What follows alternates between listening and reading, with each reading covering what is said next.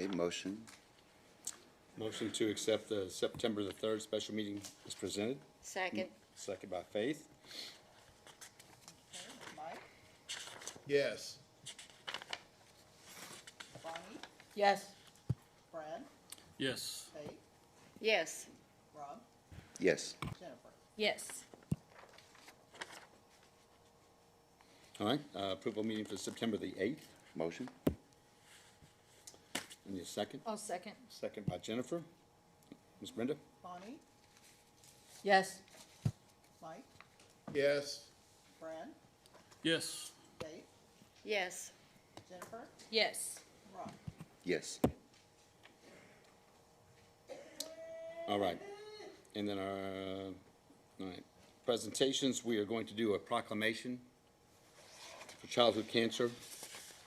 I would like to read this. How you doing? Good to see you. Whereas, the City of Shepherdsville Proclamation 25-04.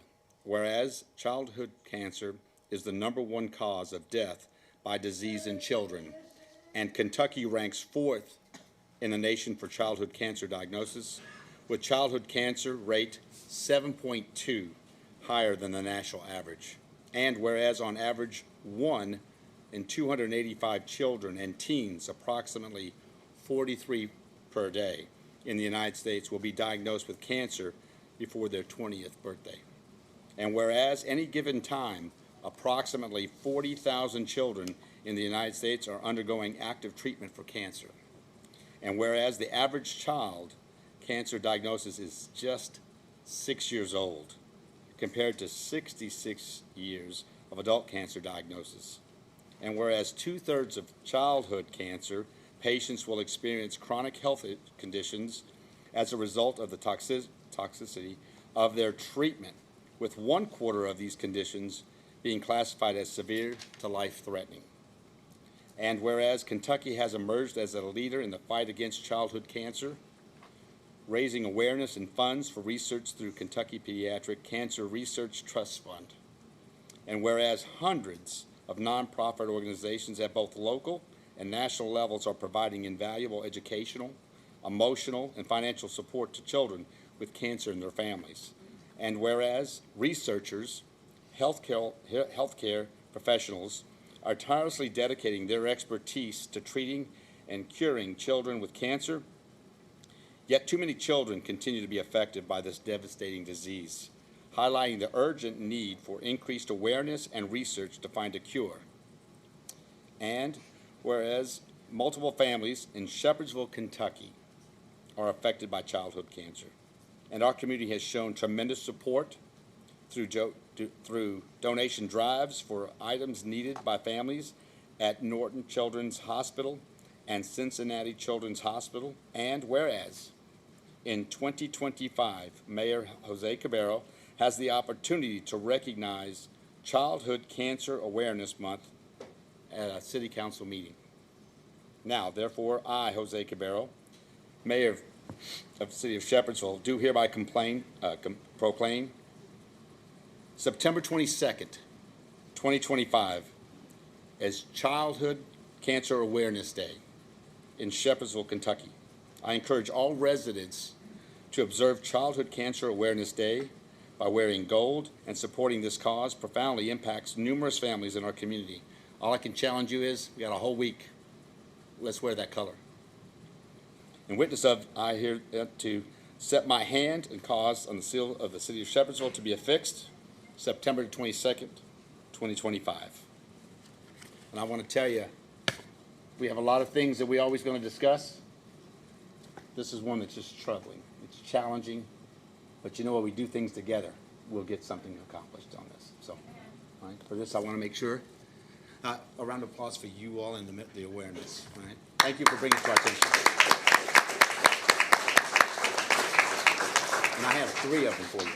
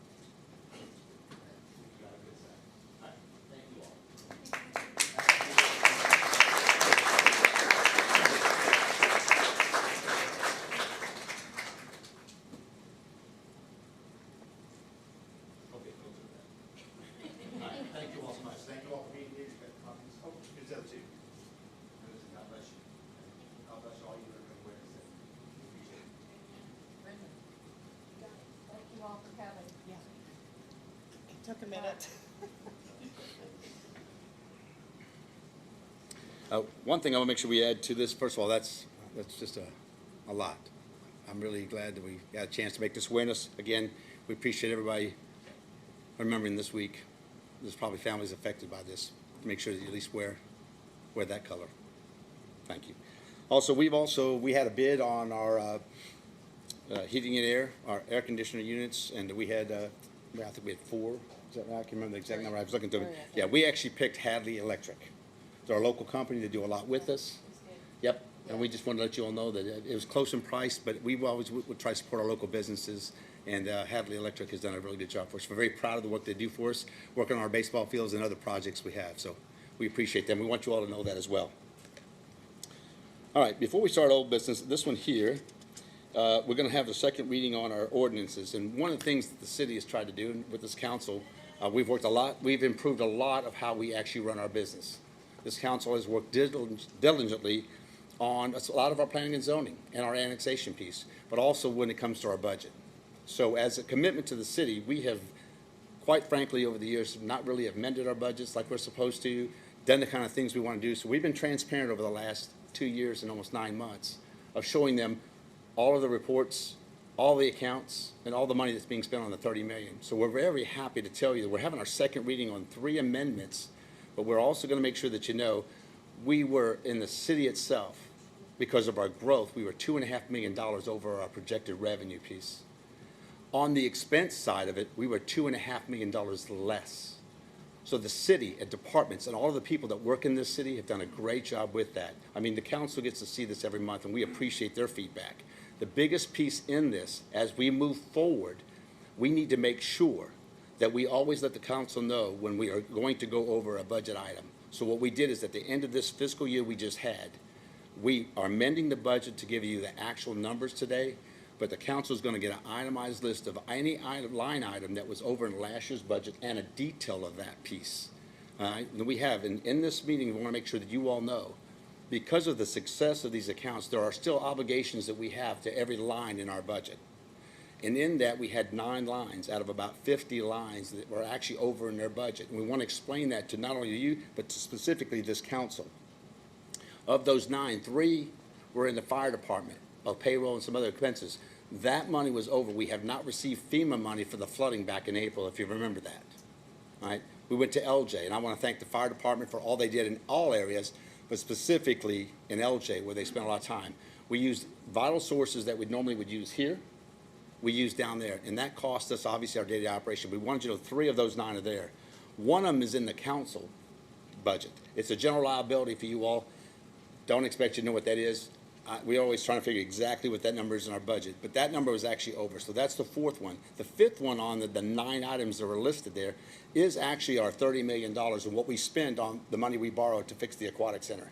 Things are being paid as we actually get the things developed. And just so you all know, the aquatic center is attentively opening Memorial Weekend next year. So we're pretty excited about that piece as well. With those 5, there are 2 others. There are 2 others in overhead doing for AC units that we had to repair. The police department had 1 line that was involved. It actually was with our fleet cars. We actually have a rental program with our police department, and that is where their cost numbers were up. I just looked it up in our budgets. I want to make sure that you know that. And the last one that I want you to know is, and I'm going to blame this on Brenda. Just kidding. No, we actually were over a little bit in our budget money for our furniture that we did some things here that we thought would needed to be more professional in the way we did our business. So we did spend some money on new furniture here that we went over our budget. But remember, as I mentioned to you those 9 items, the council is going to get an itemized of all of those items moving forward. If we have any item, and a lot of times you won't know in a budget that you're going to be over until you get into those last couple of months that you might be. But I wanted you all to know this is what their expectation of me is. They want to make sure, even though we did really, really well, we had a $5 million turnaround, I'm still obligated to give this council any time that we report to them moving forward. Any budget line that's going to go over. A lot of times that'll happen later in the year, but I want you all to know that. It's important the way we run our business. I want to make sure that all of you know, I appreciate when you guys bring things to our attention, that we make sure that we're obligated. This is their biggest function, is the budget. They have to watch that budget. We had a great year as a team. To be that much, and all that money that we just mentioned is all being invested into the park. the amphitheater, the playground, the dog park, all the 5K, all the things that you see now, the basketball courts, all of that is money that's been actually the way we run our business. So I'm really congratulating the council for what they have to do, but I'm also congratulating the staff and what they did this last year. So we got a good team doing a lot of good stuff. I wanted you all to know that. We actually do need to amend our budget. Moving forward, we're gonna amend it anytime we think we're gonna go over budget. All right, I wanna make sure you all know that, so I appreciate that. And I appreciate you bringing it to my attention. I think it's important. We have to do things better. As we move forward, the city of Shepherdsville has moved forward in so many ways. You all see it when you see what's going on in the city. But even on the administrative side, we've got to continue to get better and keep doing those things. So I wanted you all to know that before we do our second reading. All right? Yes? And I do appreciate the financial statements because we have been getting a lot of those, and it's very transparent. And I do agree, absolutely, we need to amend the budget before we spend the money. I also found more in the big red book, the KLC book, on why we can't amend last year's budget. To paraphrase, it says, technically this practice is illegal since KRS 91A.030-1 states that no city shall expend any monies from any government or proprietary fund except in accordance with a budget ordinance. And then it goes on to chapter, or to section G, which basically says the same thing. You can't do it after the fact. You have to do it before you spend the money.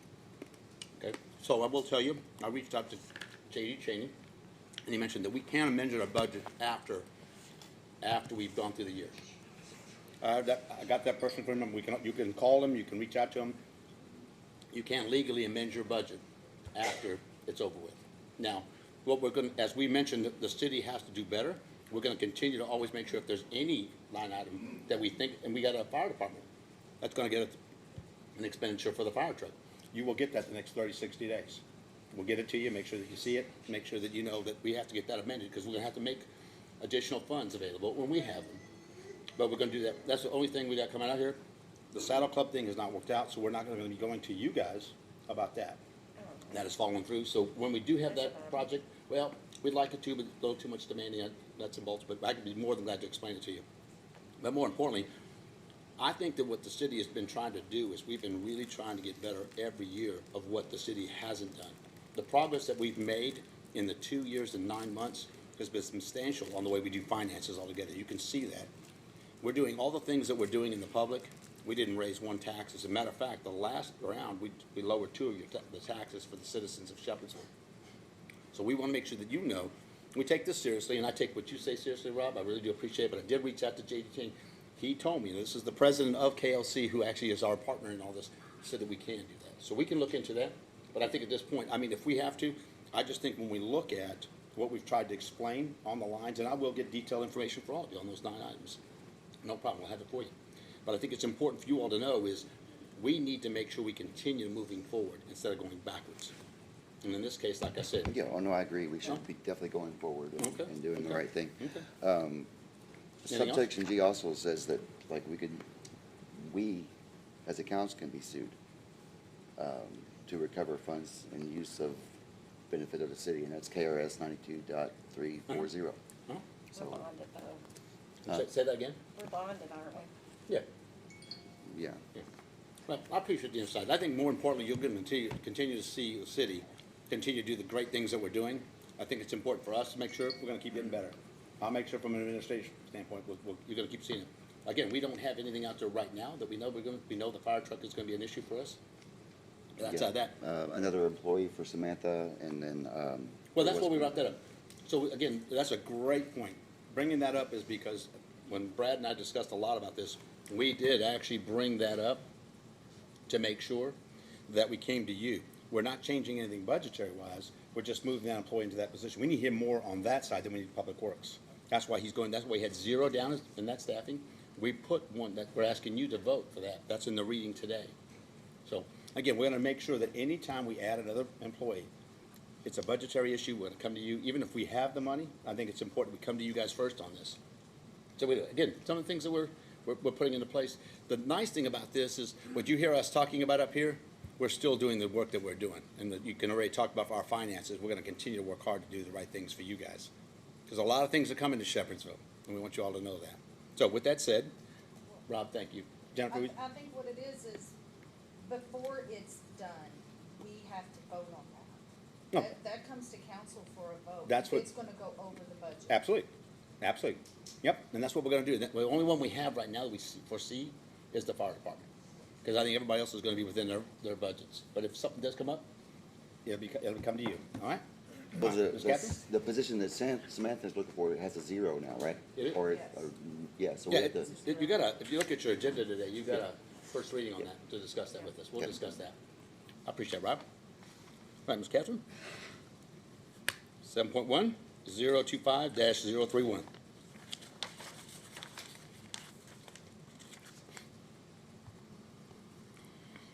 City of Shepherdsville, Kentucky, ordinance 025031, and ordinance amending ordinance 024018, adopting the City of Shepherdsville, Bullitt County, Kentucky annual budget for fiscal year July 1, 2024 through June 30, 2025 by estimating revenues and resources and appropriating funds for the operation of city government, sponsored by Councilmember Ronnie Enlow, whereas the City Council adopted ordinance 024018, adopting the annual budget for the operation of city government for fiscal year July 1, 2024 through June 30, 2025 on June 10, 2024, and whereas the City Council desires to amend ordinance 024018 to more accurately reflect the city's operations during the fiscal year July 1, 2024 through June 30, 2025. Now therefore be it ordained by the City of Shepherdsville, Bullitt County, Kentucky, Section 1, Ordinance 024018, adopted on June 10, 2024, is hereby amended as follows.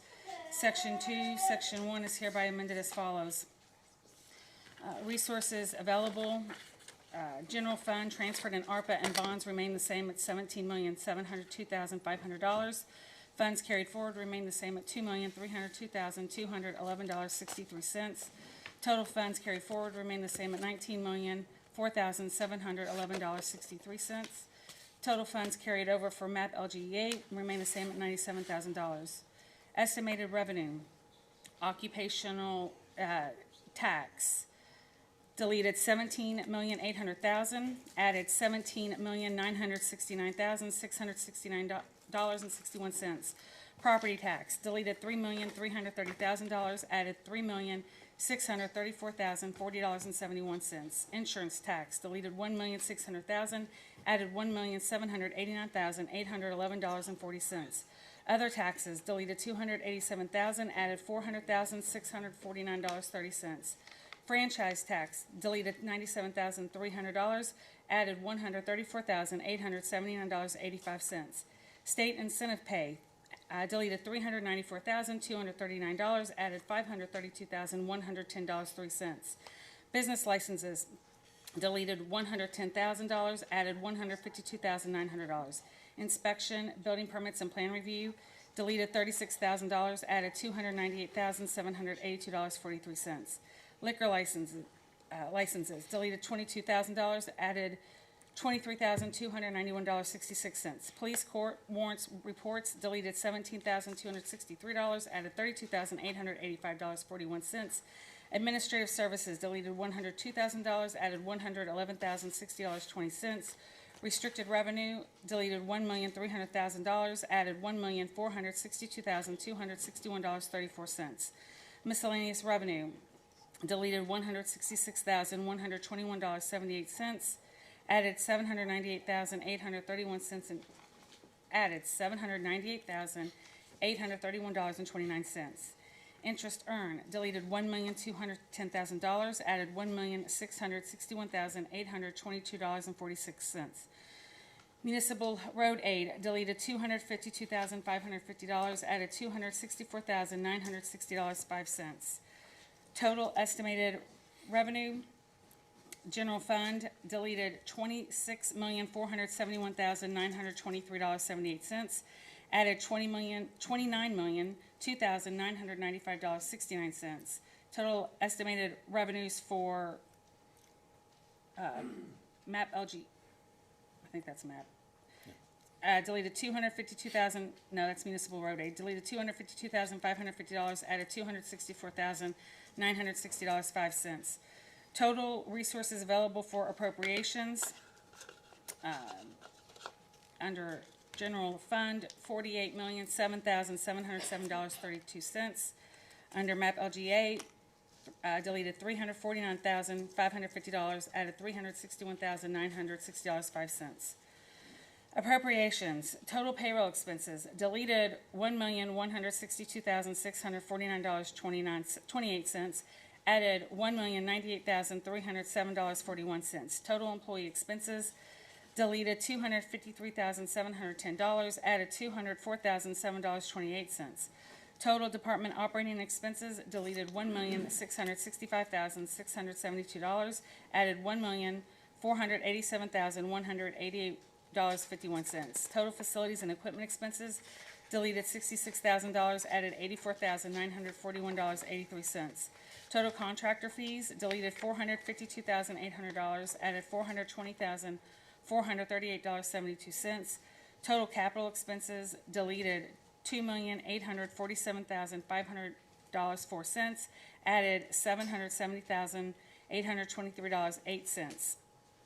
Appropriations for MAP LGA, deleted $349,550, added $363,263. Total administrative, deleted $6,448,331.32, added $4,072,706.83. And then under MAP LGEA, deleted $349,550, added $363,263. Public Works, total payroll expenses, $907,858.79. Deleted, added $866,812.15. Total employee expenses, deleted $287,690, added $247,291.08. Total department operating expenses, deleted $372,795, added $316,939.93. Total facilities and equipment expenses, deleted $273,000, added $126,227.53. Total contractor fees services, deleted $60,000, added $32,167.45. Total capital expenses, deleted $3,949,000, added $2,744,841.03. Total public works, deleted $5,850,343.79, added $4,334,279.17. Fire, total payroll expenses, deleted $5,839,707.45, added $5,891,745.97. Total employee expenses, deleted $1,216,052.99, added $1,193,961.44.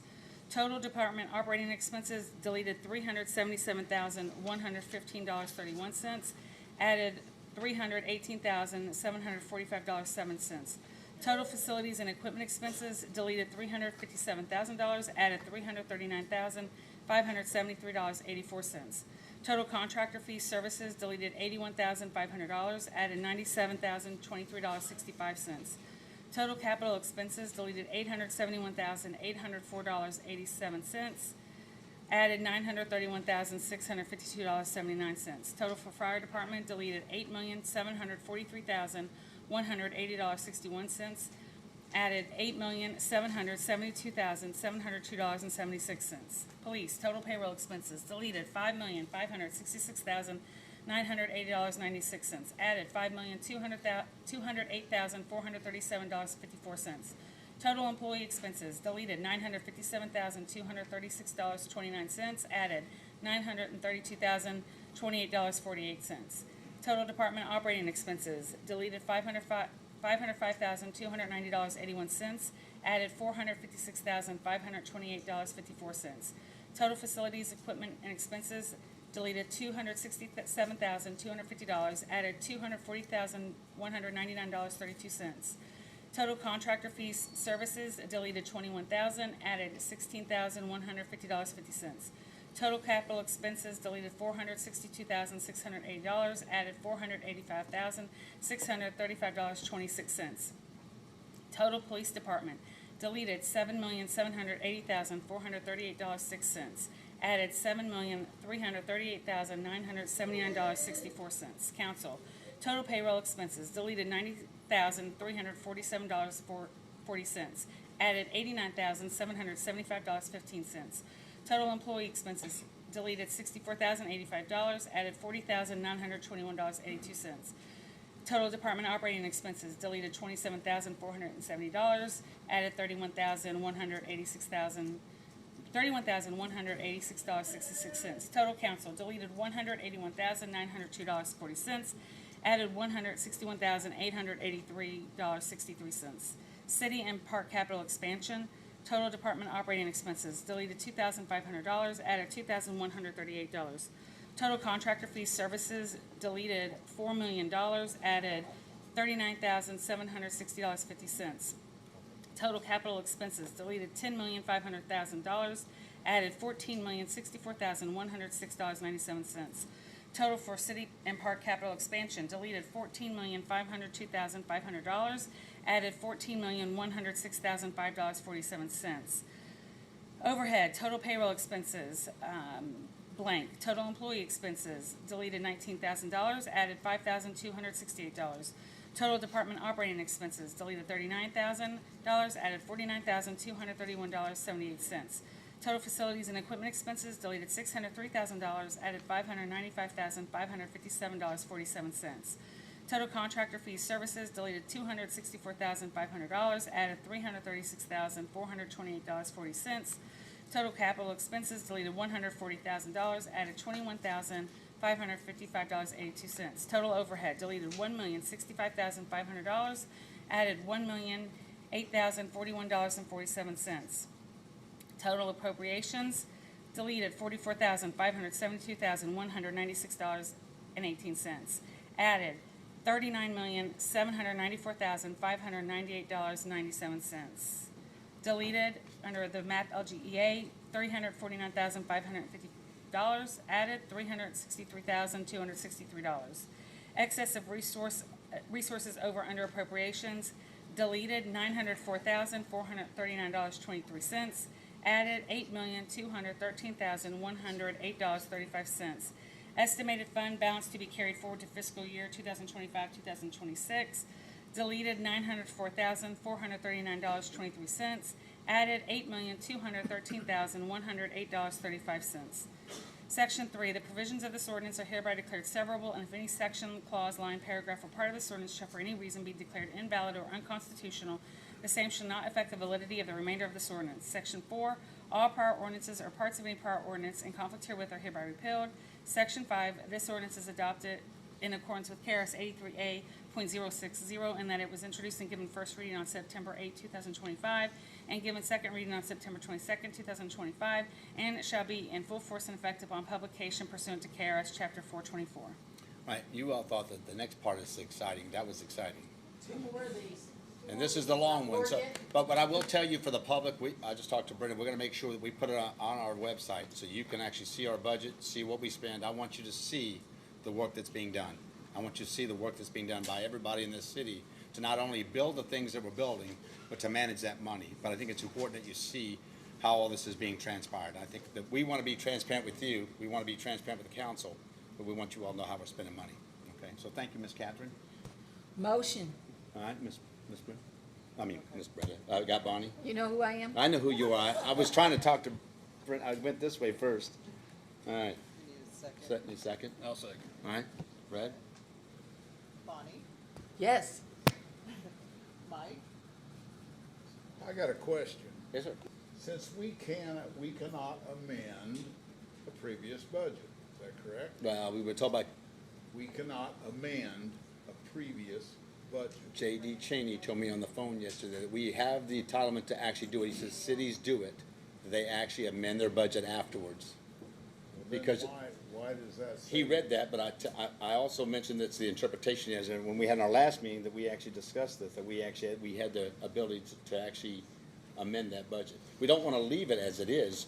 The city has not amended their budget but one time in 15 years. Okay. There hasn't been anything done in a proper way. Mike, what we're doing is to try to set a precedence on that moving forward, we have the actual numbers. These are the numbers that she read, as exciting as they were the actual budget numbers that we ran. It's the actual revenue piece. It's the actual expenditures.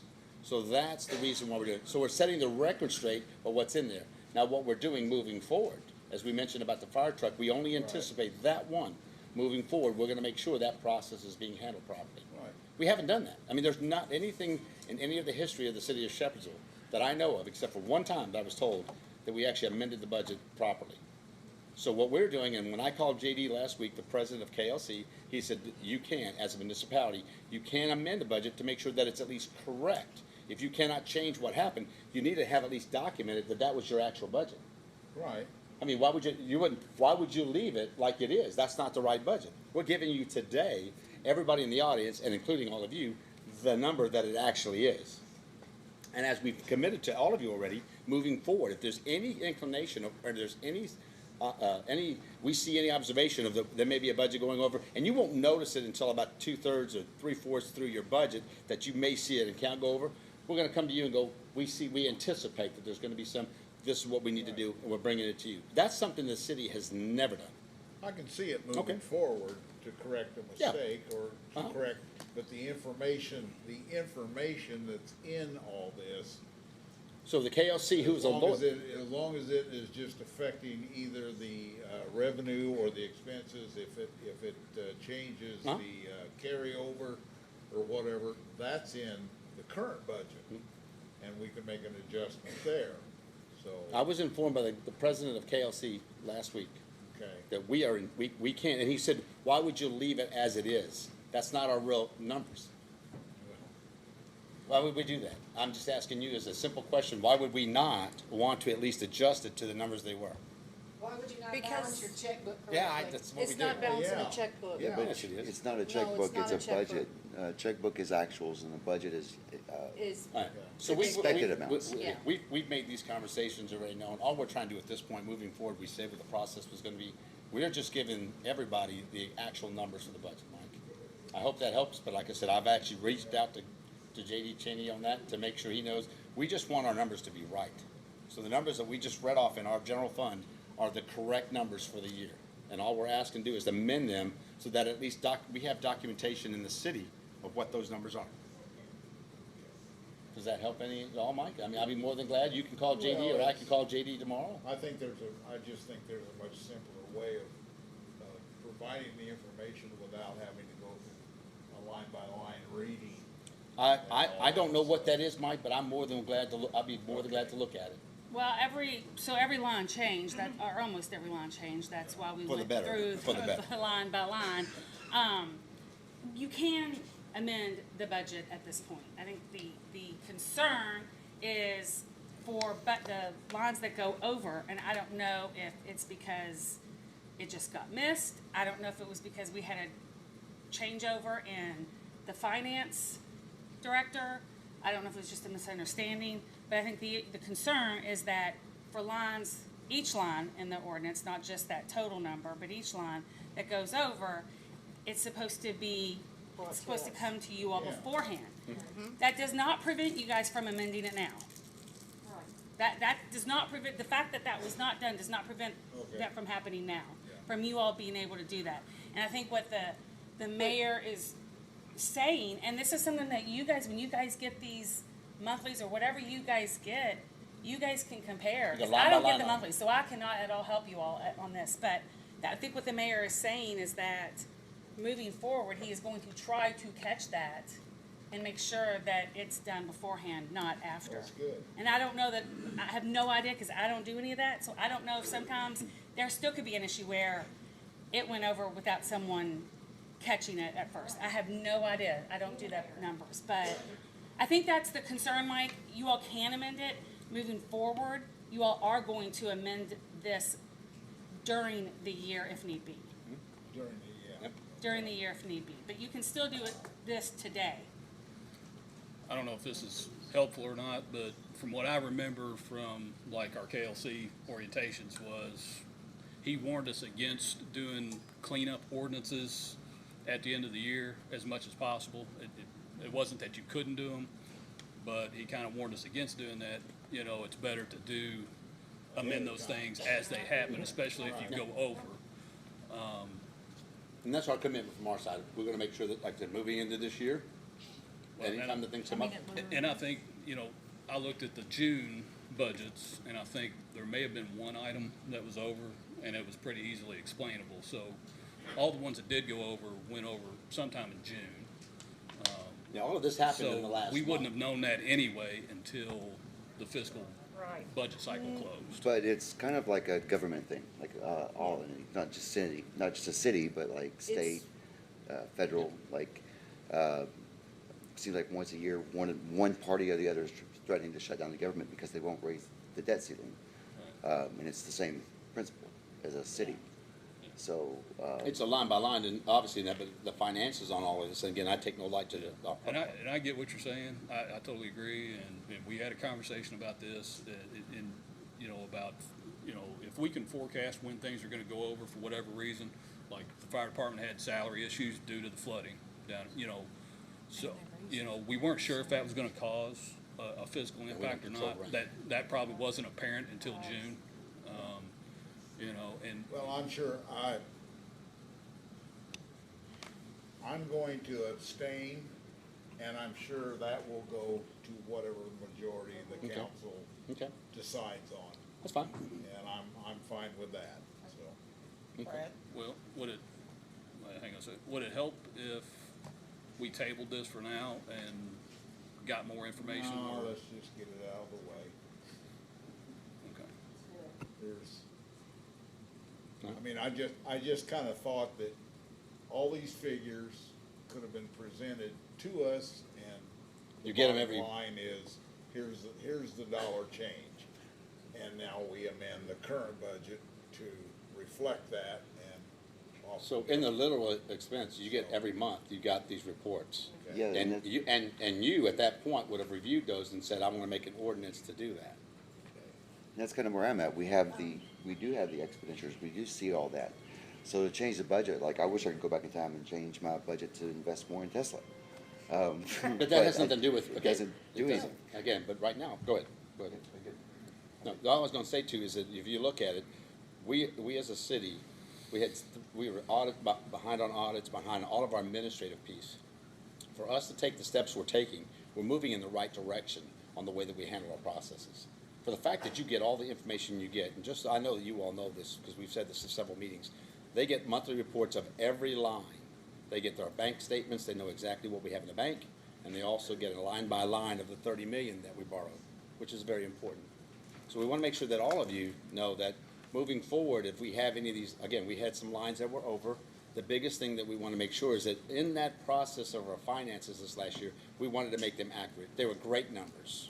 As I mentioned to you earlier about the revenue piece and mentioned how they control the expenses for the city. That's outstanding what they did. It does not ignore that we have to continue to keep working on the way that we do processes. And we've committed to this council that as we move forward, and a lot of this won't happen until the end of the year, but we'll keep an eye on it. If something comes up that we know, like the fire truck, which is going to be something anticipated, we're going to come to you and make that. So we want to make sure that we're telling you that we're going to do the things that we need to do moving forward. Because again, we've had a change in financial officer, and we're going to continue to get better at what we do. But we'll make sure the processes are going to be what you guys want to see from a transparent standpoint. And again, great job by the city. I mean, they did a great job with the expenses here, and I think it's important for us to continue to get better at our administrative piece. All right, Mike, appreciate that, all right? Okay. So you're abstaining, okay? Brad? Yes. Faith? Yes. Jennifer? No. Rob? no. Just look at it. All right.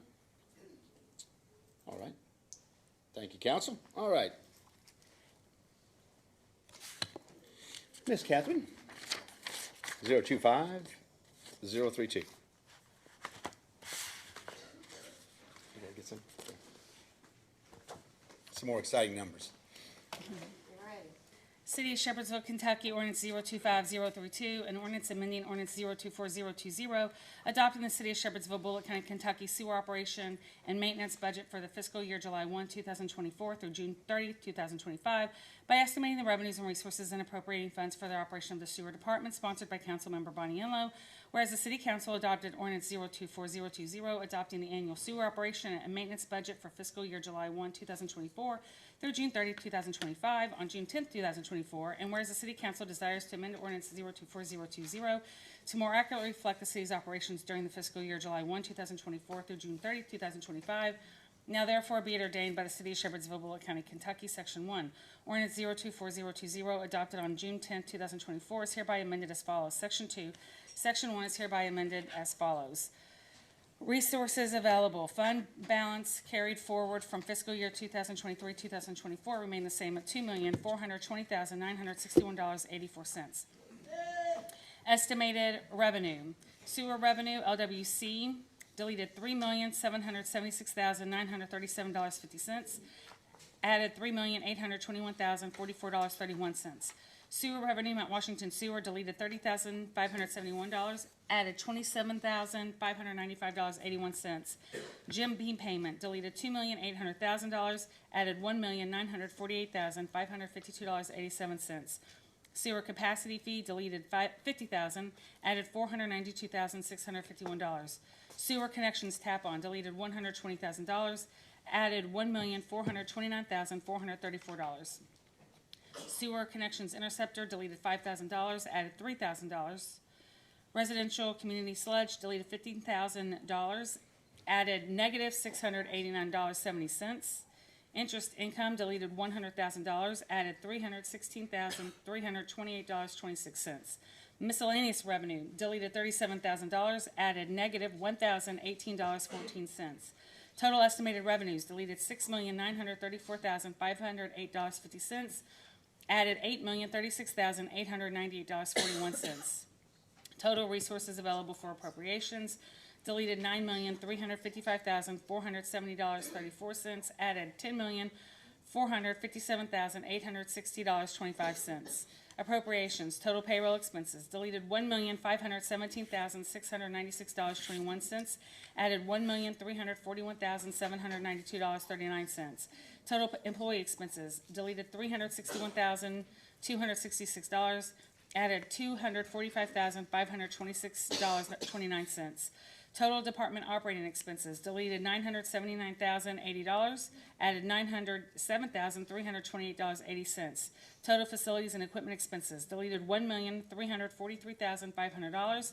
Added $1,322,380.06. Total contractor fees services, deleted $465,000. Added $377,088.40. Total capital expenses, deleted $4,055,075. Added $4,651,709.35. Total administrative, deleted $8,721,617.21. Added $8,845,827.29.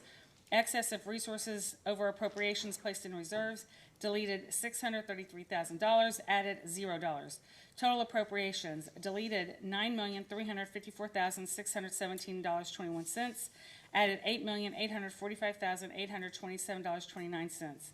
Estimated fund balance to be carried forward to fiscal year 2025-2026, deleted $853.13, added $1,612,032.96. Section 3, the provisions of this ordinance are hereby declared severable, and if any section, clause, line, paragraph, or part of this ordinance shall for any reason be declared invalid or unconstitutional, the same shall not affect the validity of the remainder of this ordinance. Section 4, all prior ordinances or parts of any prior ordinance in conflict herewith are hereby repealed. Section 5, this ordinance is adopted in accordance with KRS 83A.060, in that it was introduced and given first reading on September 8, 2025, and given second reading on September 20, 2025, and shall be in full force and effect upon publication pursuant to KRS Chapter 424. All right, thank you, Catherine. The same thing again. Motion by Bonnie. I'll second. Second, oh, you were close. I saw you pushing the button. All right, so Brad second. slow. Second. All right. Yep. Bonnie, Yes. Mike, Abstain? Brad, Yes. Faith, Yes. Jennifer, No. and Rob. Nope. All right, thank you, Council. And then, so moving into this next ordinance is kind of the proactive approach we talked about. We noticed something in the revenue piece in the sewer department, that money that was actually for a project that was not completed last year, that revenue piece has to be moved over.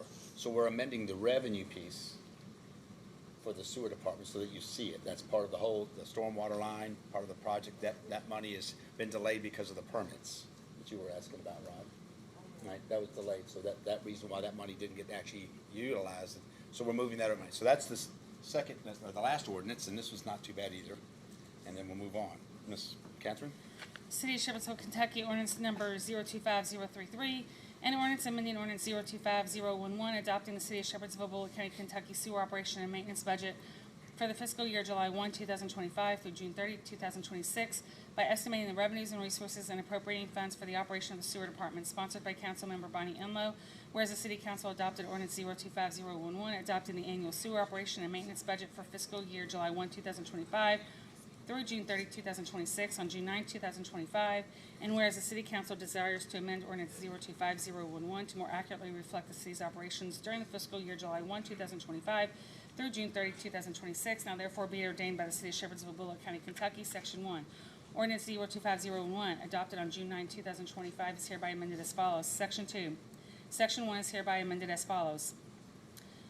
Resources available. Fund balance carried forward from fiscal year 2024 to 2025. Deleted $0. Added $1,612,032. Added $1,612,032.96. Estimated revenue. Sewer revenue remained the same at $3,802,500. Sewer revenue, Mount Washington Sewer, remained the same, $31,548.13. Jim Beam payment remains the same at $2,300,000. Sewer capacity fee remains the same at $25,000. Sewer connections tap-on remains the same at $50,000. Sewer connections interceptor remains the same at $2,000. Residential community sludge remains the same at $5,000. Interest income remains the same at $640,000. Miscellaneous revenue remains the same at $0. Total estimated revenues remain the same at $6,456,048.13. Total resources available for appropriations. Deleted $6,456,048.13. Added $8,068,081.09. Appropriation. Total payroll expenses remain the same at $1,500,854. Total employee expenses remain the same at $284,500. Total department operating expenses remain the same at $785,700. Total facilities and equipment expenses remain the same at $1,260,500. Total contractor fees services remain the same at $460,000. Total capital expenses deleted $2,161,999.96. Added $3,774,032.92. Total administrative deleted $6,453,553.96. Added $8,065,586.92. Total appropriations deleted $6,453,553.96. Added $8,065,586.92. Excess of resources over under remains the same at $2,494.17. Estimated fund balance to be carried forward for fiscal year 26-27 remains the same at $2,494.17. Section 3, the provisions of this ordinance are hereby declared severable, and if any section, clause, line, paragraph, or part of this ordinance shall for any reason be declared invalid or unconstitutional, the same shall not affect the validity of the remainder of this ordinance. Section 4, all prior ordinances or parts of any prior ordinance in conflict herewith are hereby repealed.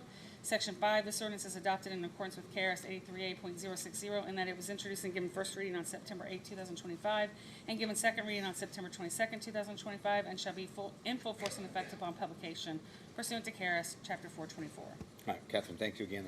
And we apologize, but we're almost getting there. We're trying to get things. Appreciate your patience. Motion. Second. All right. Second by Rob. All right. Mike, Abstain?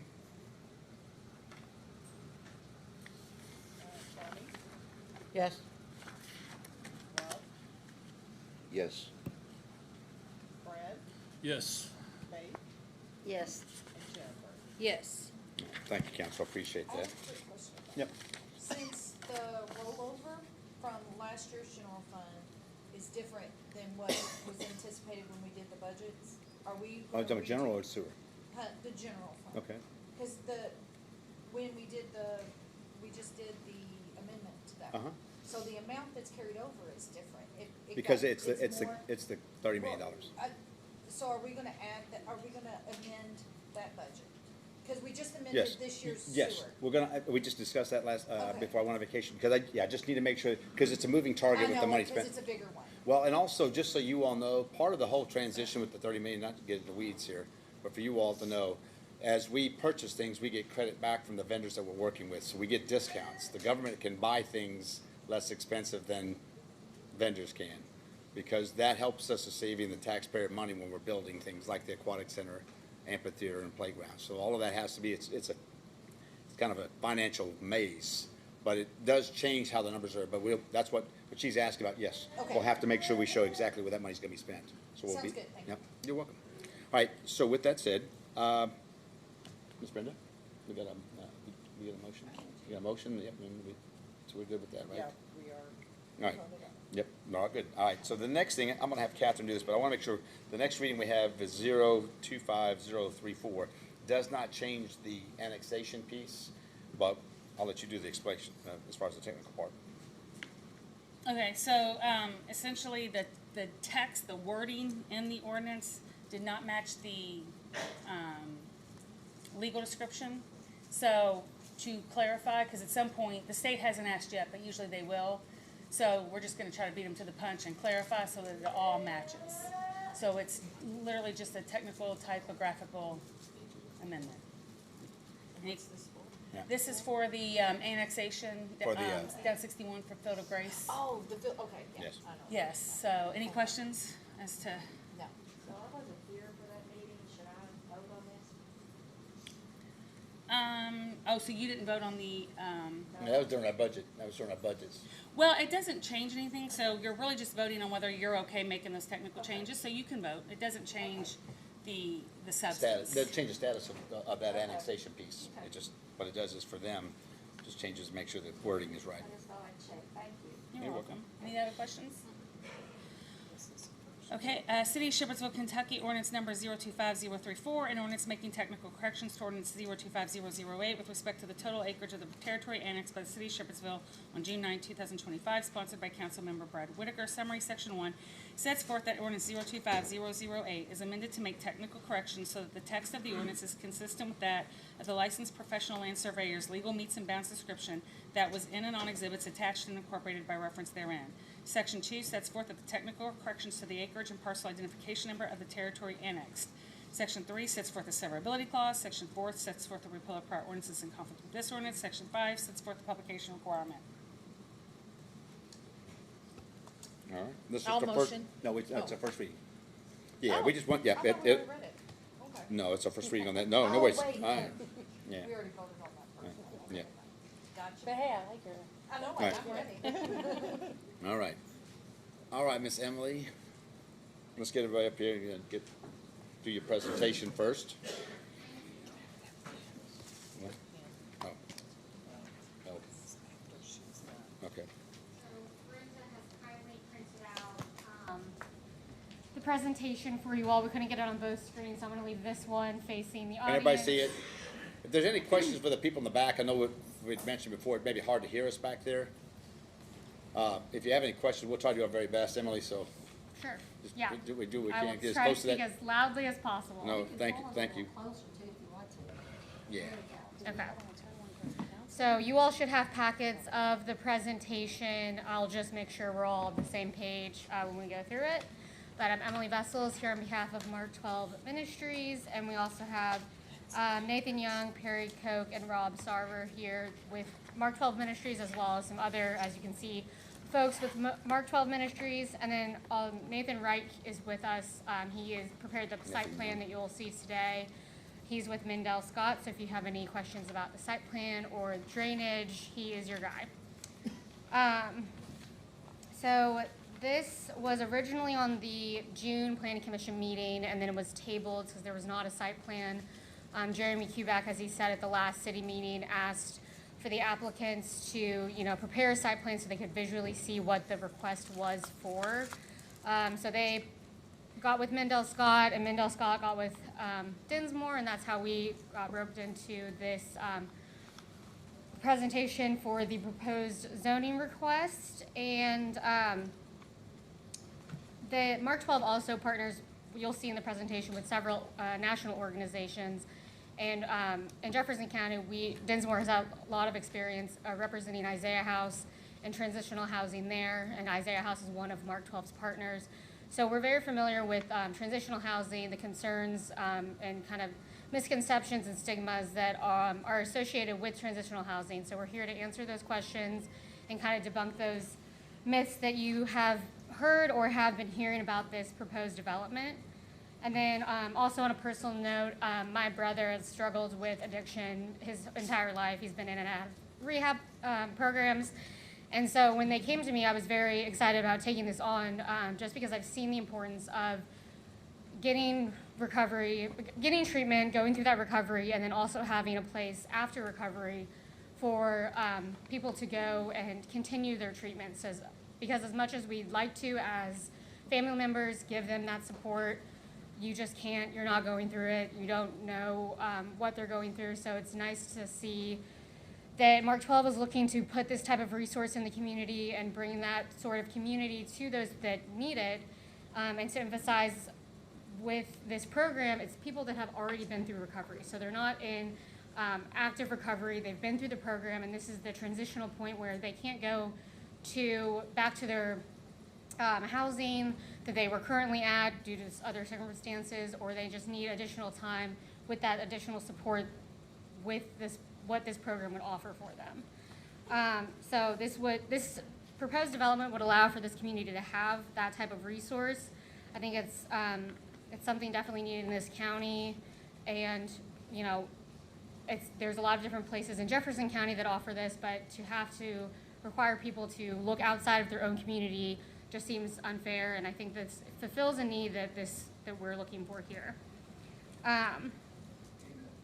This is an aerial of, so now I'm on this next slide here. This is an aerial of the current land use map. You have showing AG with surrounding businesses and light industrial, as well as residential. And then this next slide is a side-by-side, since we're requesting, it's 2 parcels that will be, there's 3 zoning requests for each parcel. I'll go through it all, but this is the future land use map showing industrial and medium density residential is appropriate in this area.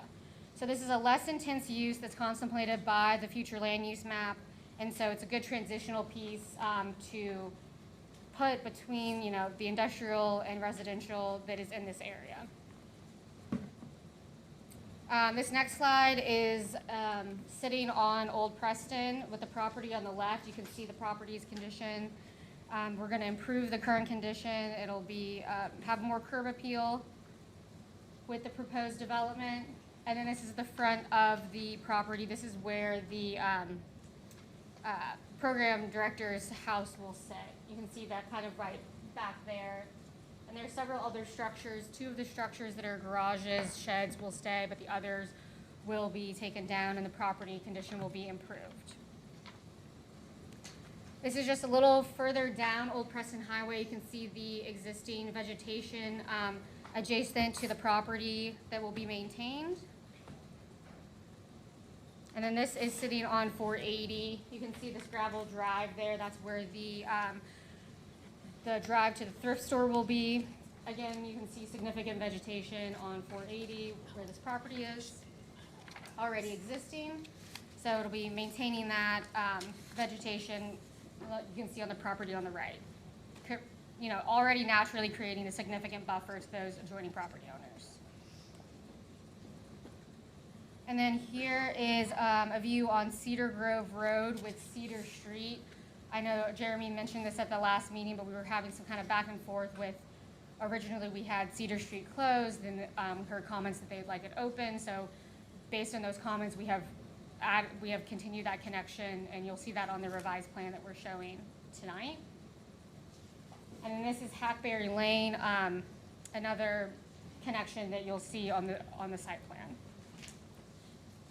And then again, you can see the significant vegetation that's in this area adjoining those residential property owners. So this, the proposed plan we think will minimally not disturb those adjoining property owners. So to go over, after our planning commission meeting, we did receive a favorable recommendation The vote was 8-4 and 3 to not approve the favorable recommendation, so 8-3 favorable, and that's why we're here today. So the following two restrictions were placed on all three zoning requests. There will be a minimum of 1.5 to 1 ratio for the site floodplain mitigation unless a higher level is required by other authorities having jurisdiction, and this may be pooled among all those two properties. And then the reduction of the pre-development stormwater discharge from the site to be 75%, again, pooled among those two properties. So that's on all three zoning ordinances. And then your next slide will show the three zoning ordinances and the specific restrictions for each one. So the first one is the B1 zoning. That is for where the bunkhouses will be with the manager residence. It will be restricted to a B1 zoning with the existing structure as a camp manager residence, and the structures on the property will be limited to the existing residence and then the two existing garages. So the other structures that are currently on there will be removed. The next zoning ordinance restrictions were that the site would be limited to transitional housing. So if we changed the use at all, we would have to go back to planning commission. The site will be required to maximize the separation between any of the built facilities and the existing residential structures. So originally you'll see on the plan presented, we kind of had it closer to the residential properties, but with the revised plan that we've submitted, it will be moved away from the residential properties. And the construction will be limited to the 6 buildings with one community building indicated on the plan. So again, the development is limited to what is seen today. Any change would have to go back to the planning commission. And they also included that in this, in that zoning ordinance. The next one is for the thrift store. And again, like I said, we originally did not have a connection onto Cedar Street, but based on the comments that they heard, Jeremy Hubeck added that the store driveway will provide access to Cedar Street. So there'll be a connection to Cedar Street and Hackberry Lane. The B2 zoning will be restricted to only the use of a thrift store. So again, if the use changes at all, it would have to go back to the planning commission. There was concerns about the site of the property and maintaining that, so they restricted that donations should be dropped off behind the structure and screened from the surrounding property. And then security cameras will be placed in the front and rear of the structure for the thrift store. And the parking lot lighting will not exceed 20 feet in height and will be directed inward. Again, this is all to address visual maintenance concerns of the thrift store and how it impacts the adjoining property owners.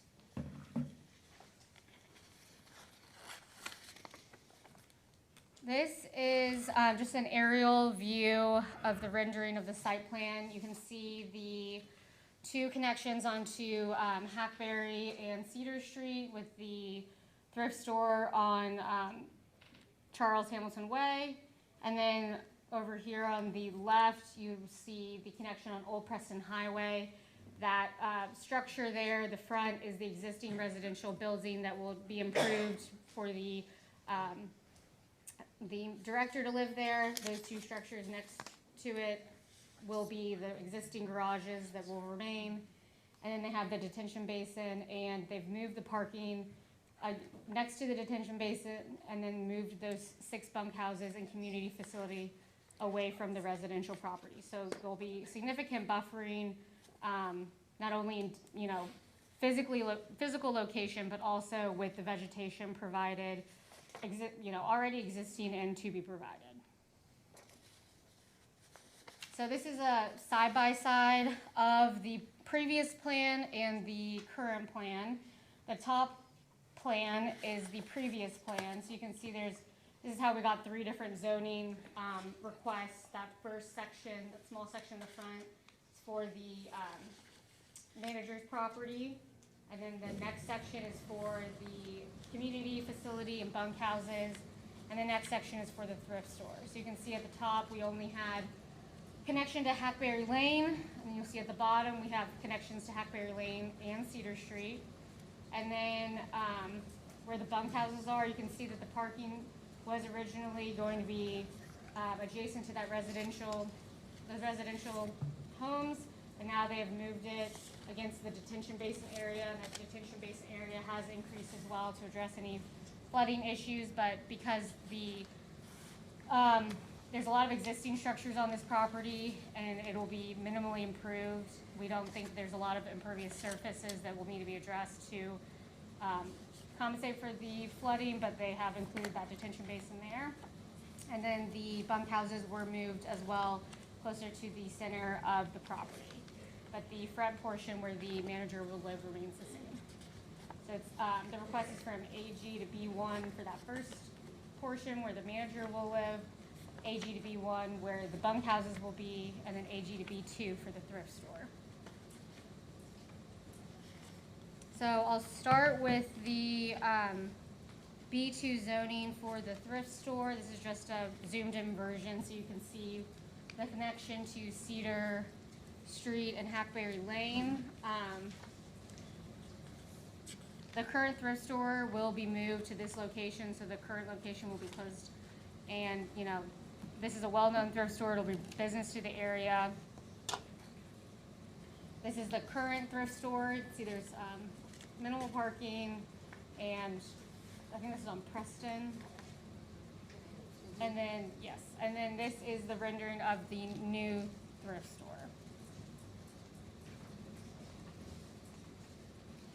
So the next section of the plan is for the manager's home and then the bunkhouses. Grace Village is the name of it. So we're proposing B1 to allow a tourist community or tourist camp. We're only using this because the regulations don't contemplate this current use. When we talked with Charlie on this, he said that, you know, there's another tiny home community that was proposed by a Miss Cole on 44 West, and the difference is that she's going to be, you know, making money on the tourists that'll be staying there. We will not. And any final site plan will go before Charlie before receiving approval on the project. Mark 12 will be for transitional housing, but will generally function in the same manner. And Charlie has confirmed with the health department that Mark 12's proposal does not require any further state health department approval outside of normal plumbing permits. He agrees that the current regulations don't account for transitional housing, so in his interpretation, that is why he's chosen that this could go under tourist camp as the closest designation. And it's a gap that he's hoping to address with the upcoming regulation revisions. But I'd just like to note that just because it's not contemplated specifically in the regulations, this specific use does not mean that it's not allowed in that use. That's up to the planning director's discretion. Similar to what we've been seeing in other counties, such as like data centers, you know, that's specific use is not contemplated in the regulations, but they're finding other definitions that falls under. So that doesn't mean that it's, you know, transitional housing is prohibited, but he has to find something that's close enough for him to, you know, put that designation on. So that's why he has chosen tourist camp. And that's why this was, we've gotten to this point with the Planning Commission recommendation. And then to emphasize on the plumbing, it's kind of intentional why that the bunkhouses do not have the bathrooms within each bunkhouse, and we have a community building that will have 3 bathrooms, 1 for veterans, 1 for men, 1 for women. It'll all have, you know, showers and bathrooms in there for 3, will be 3. And then there will be laundry for them, and then like a kitchen and eating area. It's intentional because one, it's cost efficient, but it also provides the bunkhouses provide a safe space that isn't so comfortable that the people are lacking motivation to, you know, continue on in this program and go on to the next steps. And so having a community building with those accommodations separate from where they're living, it's helpful to pull those the people going through the program out of isolation from those bunkhouses and be forced to, you know, interact with the other people that are going through that program. This is a rendering of what the proposed bunkhouses will look like with the gazebo kind of thing in the middle, and the community building will also kind of match that same kind of design and materials used.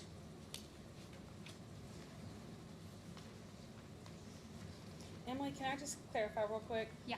On the restrooms, you say, like, so in the men's restroom, is it just gonna be one shower, one toilet, one sink, or? Yes, and there'll be 3 of each. So there'll be one for veterans, one for men, one for women. Yeah, but in each, there'll But just be one? Yes. Okay. And then, And then how many of these are reserved for veterans?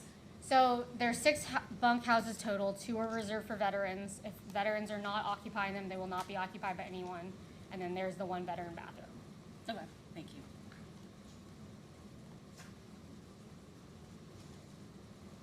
Okay, and then this is this what had been sent to you guys before. We just included in our presentation. Just frequently asked questions, misconceptions about transitional housing.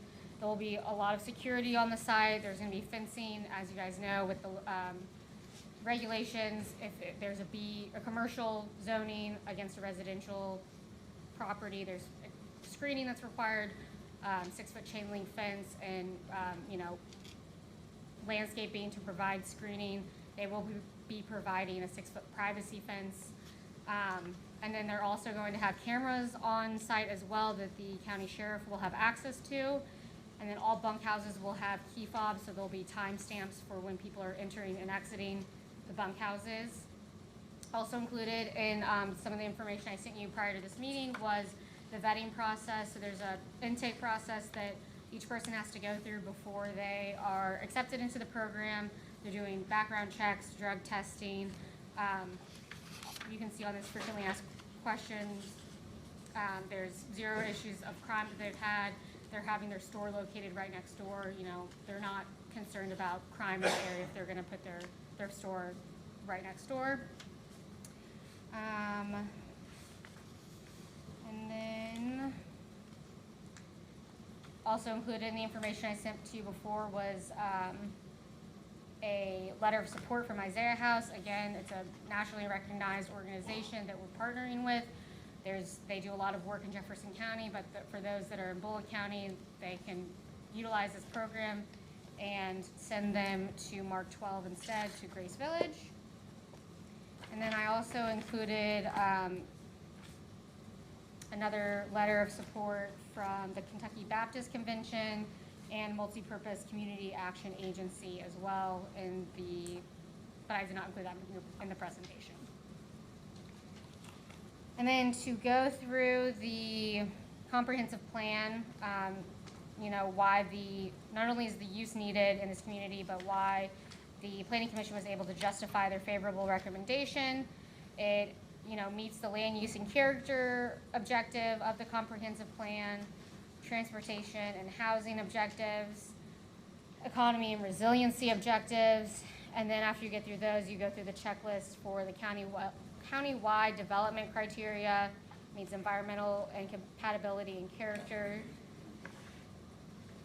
utilities and services, transportation, and then the second checklist is for development area criteria. Again, this is compatible, they have proper utilities and transportation. And then the future land use map, as I said before, this is going to be a less intense use than is contemplated by the future land use map. And it meets the intended land uses, compatibility and character, utilities and services, and transportation. This is a list of all of the church partners that Mark 12 Ministries partners with. And then to give you kind of an overview of the requirements for the program, this is the graduation requirements for Mark 12's program. You have to be hired for permanent employment. You have to secure reliable transportation and secure sustainable housing. And then you also have to have a savings as well before you're able to graduate the program. There's not a lot of turnover here. It's going to be typically they're thinking 6 months is how long people stay in this program for until they're able to reach these graduation requirements. And then they also fit it to each person's individual needs and goals as well. So if they're looking for a GED certificate, or they need to get their license, or work on child support, just things that are specific to people's lives. And then this is the weekly schedule, just to give you an overview of what the program day-to-day looks like. They have to attend a community meal. Again, this is to bring them out of isolation, so they're working with the people that are also going through the program. They have personal development that they go through. They're attending church. They're participating in the group. Financial planning, so they can reach that nest egg goal. And then a lot of people don't have transportation that are in these programs, so they have like, you know, a designated van that's picking everybody up at 7 a.m., taking them to their place of work, and then picking them up later. So that it's a very structured schedule. There's a lot of control over the program. People are not freely going in and out of this site, and there's additional security measures in place as well. I think that is mostly all I have. I'm open for questions. So first of all, I'm gonna tell you thank you for your presentation.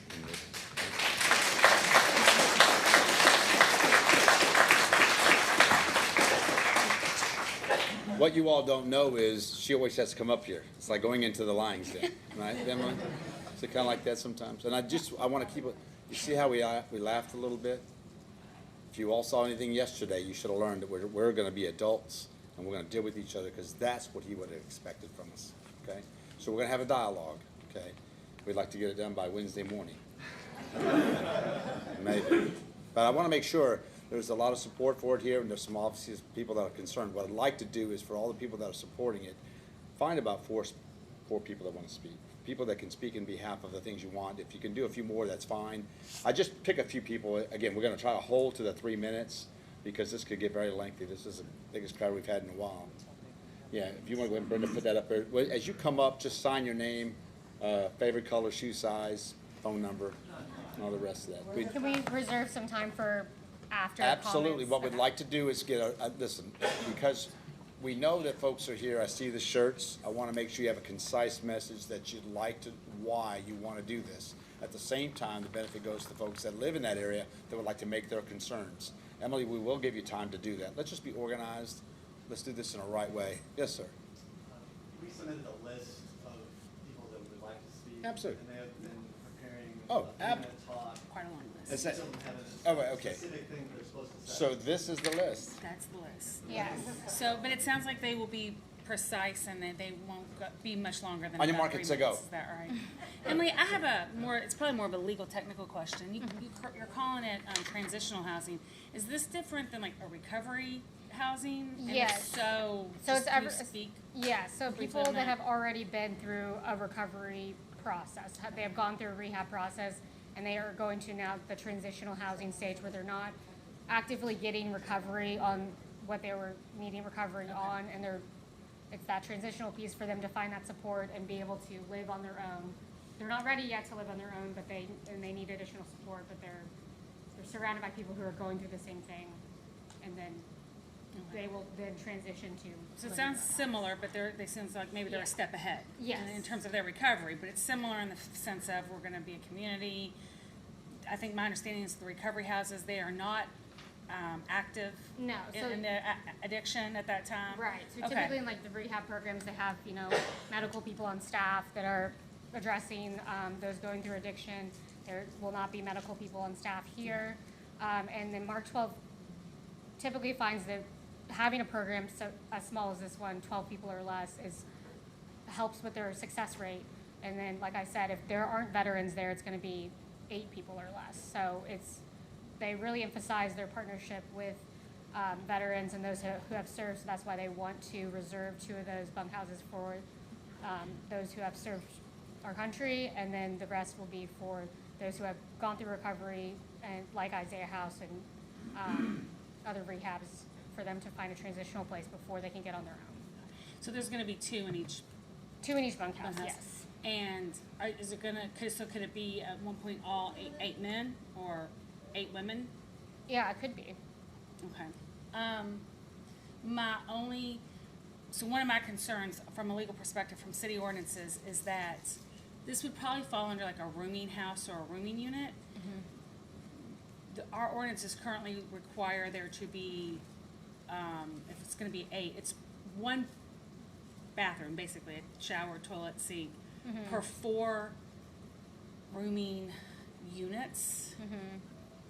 So I'm not for sure. We don't really define how many people that is, I don't think, but Yeah, and I think that that might could be, we can look, I haven't seen that ordinance, but we can look into that, because we could, obviously, we wouldn't get any approvals from you all on something that does not have sufficient bathrooms for housing, so I'd have to look into. So one of the things in all of this, if there are any additional questions that we have that's actually being presented, if we need to add something to that, we can actually make sure that those questions get answered as well. I mean, I appreciate what Catherine's doing, but let's do it. We have 23 people here. All right, I'd like to see if you could talk fast like I do, and do it like a minute. All right, Mr. Do you want to start with first of the all, opposition? well, So I can get some questions. you know what, no, let's go ahead and let them get that, and then, because I want to get them a chance. I know you all are anxious to get up here. Please, I know, if you will, sign your name right there and actually an address. All right, we'd like to have that. So as you get up there, get them started, and I'm not running away, I'll be right back. okay. So how many people are against it? How many people are gonna speak against this so far? 1, 2, 3, 4, 5, 6, 7. Speaking against. Against, not for, against. You do not want it, okay. All right, and have you all signed up? I just wanna make sure. There was no sign-up sheet. There was no sign up because he was gonna choose. They're signing up. Okay. They can sign the sheet when they come up. Okay. I'd start with them first. Okay, so we'll sign, okay. I just was trying to get an idea of how many people we were looking at. Yeah, we need to start. Mike Watts first. Okay, come on. I think they're gonna. Great. Can you all state where you're from when you come up here? Make sure you sign in right there. All right. You're third. Lynn. Fourth. Betty. Karen. Edward.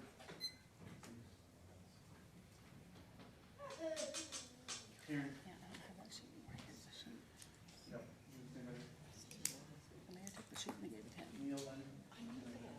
I know, I'll get it back. So right now we're doing 4. I don't know.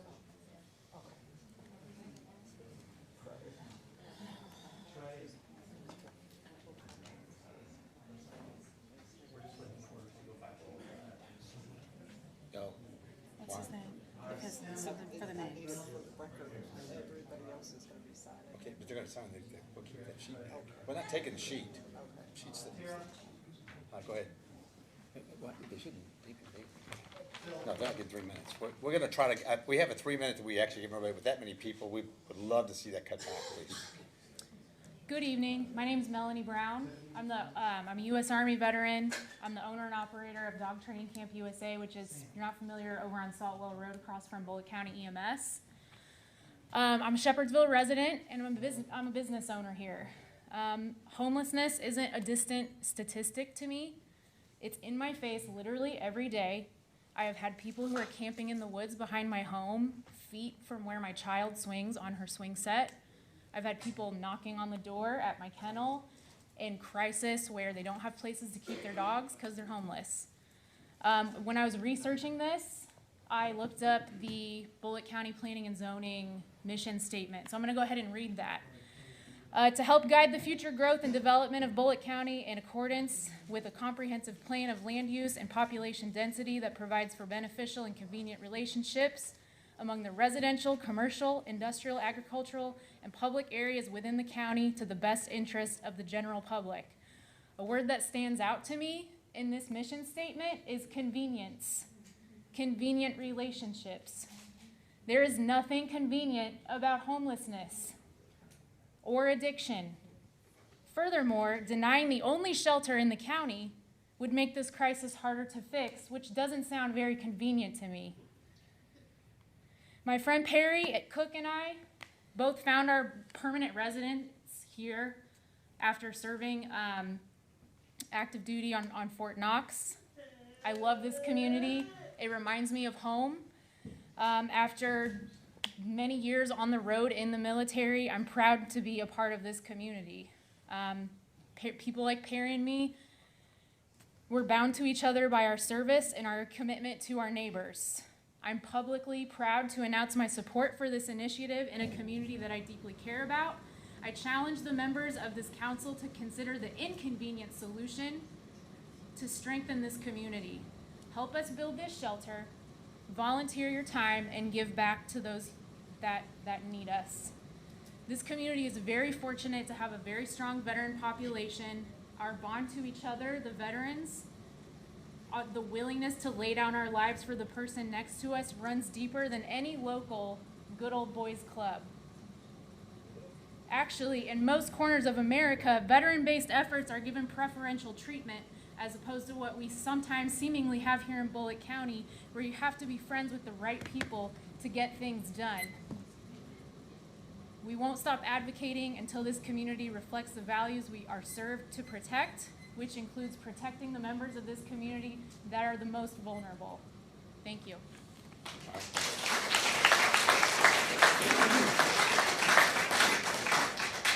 All right.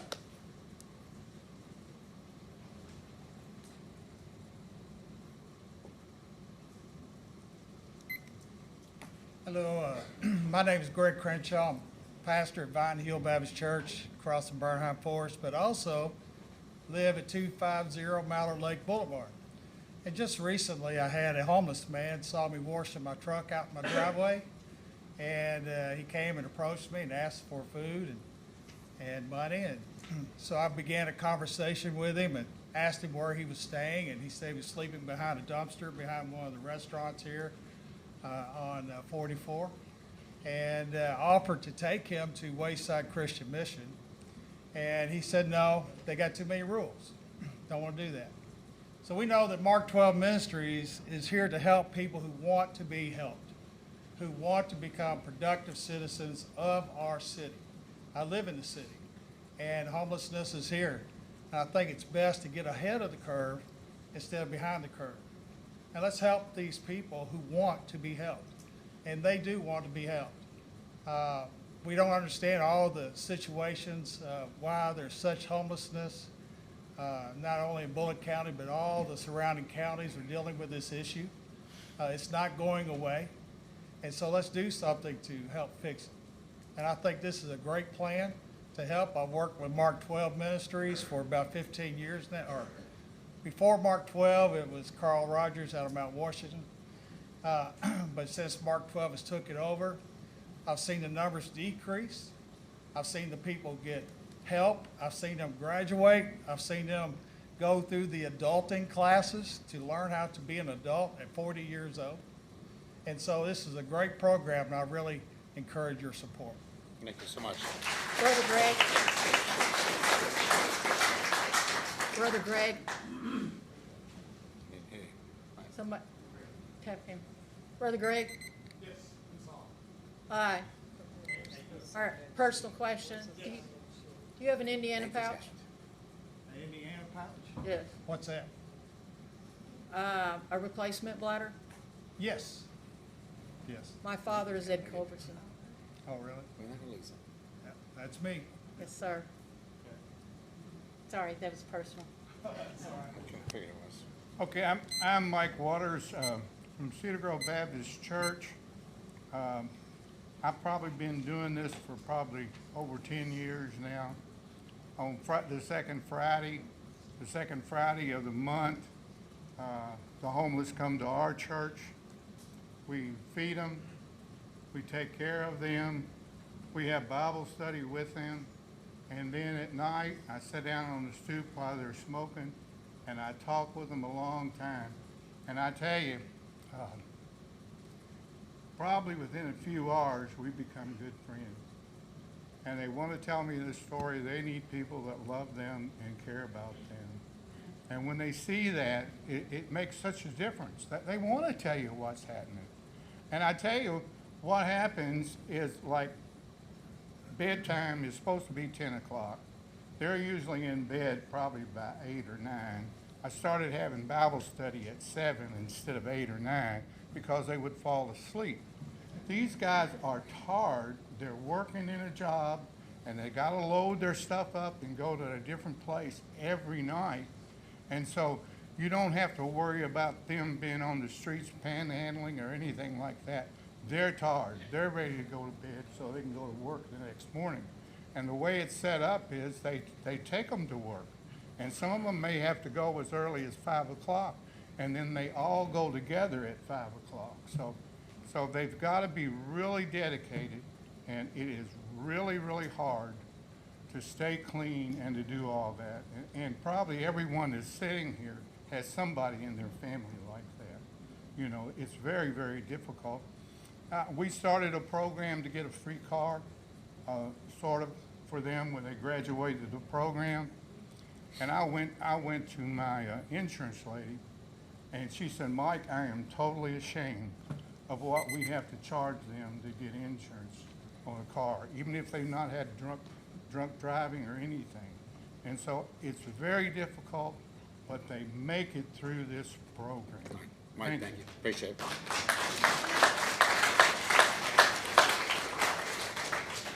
Good evening. I'm Glenn Mead. I live at 256 Salt River Drive. I'm a retired Army officer. I've lived here in Shepherdsville for about 19 years. I have volunteered with the White Flag Shelter the first few years it was in operation, and I've been involved with Mark 12 since its inception in 2019. I'm currently serving as its Director of Finance since 2021. Mark 12 is funded through donations, fundraising events, and revenues through the Outreach Thrift Store. Its accounts currently stand at about $90,000, about $61,500 of which is earmarked for the Grace Village project. In 2024, we took in about $268,000 of that through the thrift store. That's selling merchandise that was donated from the community. The shop, in addition, gave away about $66,700 of merchandise to people in need.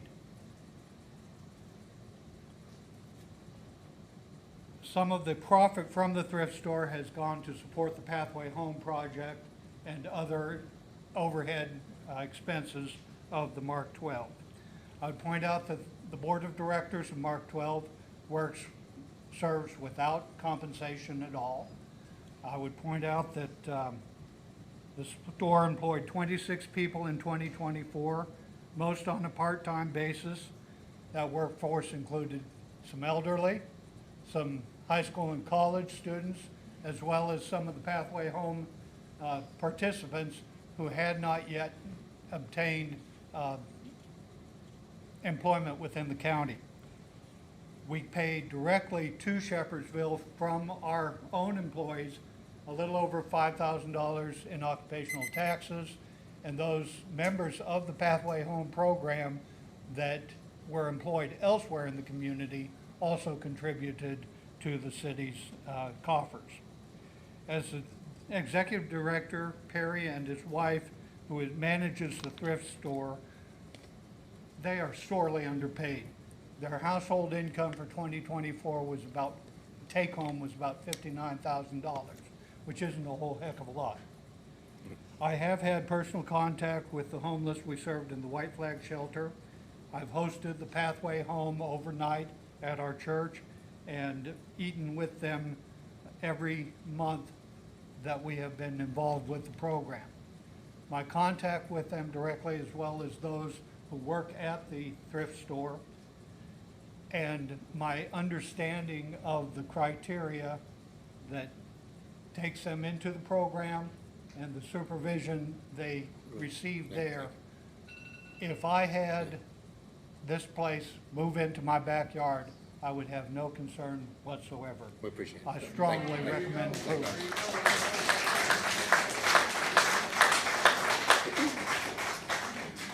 Okay, my name is Debbie Mead, and I'm a retired teacher here in Bullitt County. I've taught 35 years.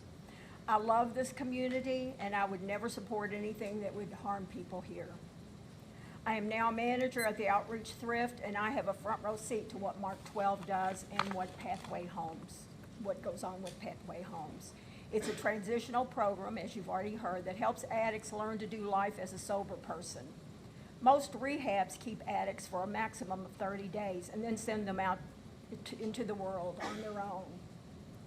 Without a plan, they go right back to doing drugs. I've seen it with my own son.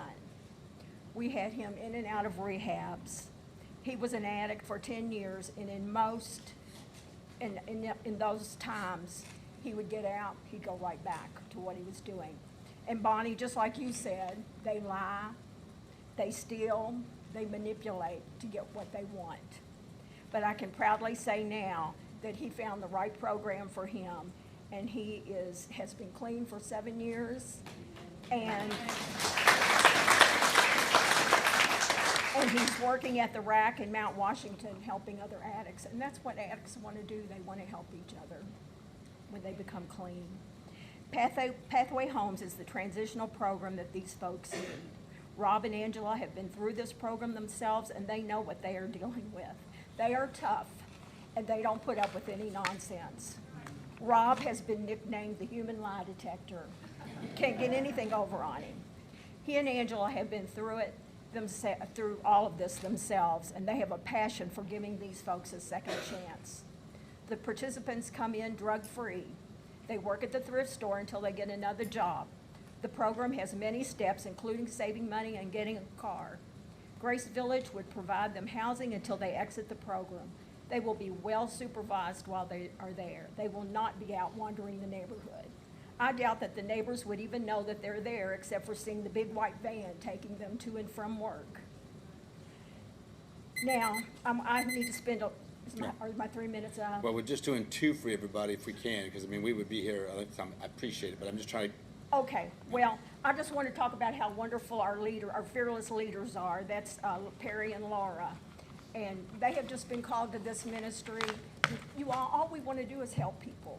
That's what this is all about. There's no other motives except that we want to help people. Thank you so Thank much. you. I really appreciate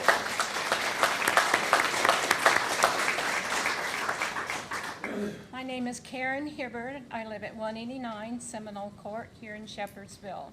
I have been involved and an advocate of Mark 12 ministry and Pathways to Home since 2019.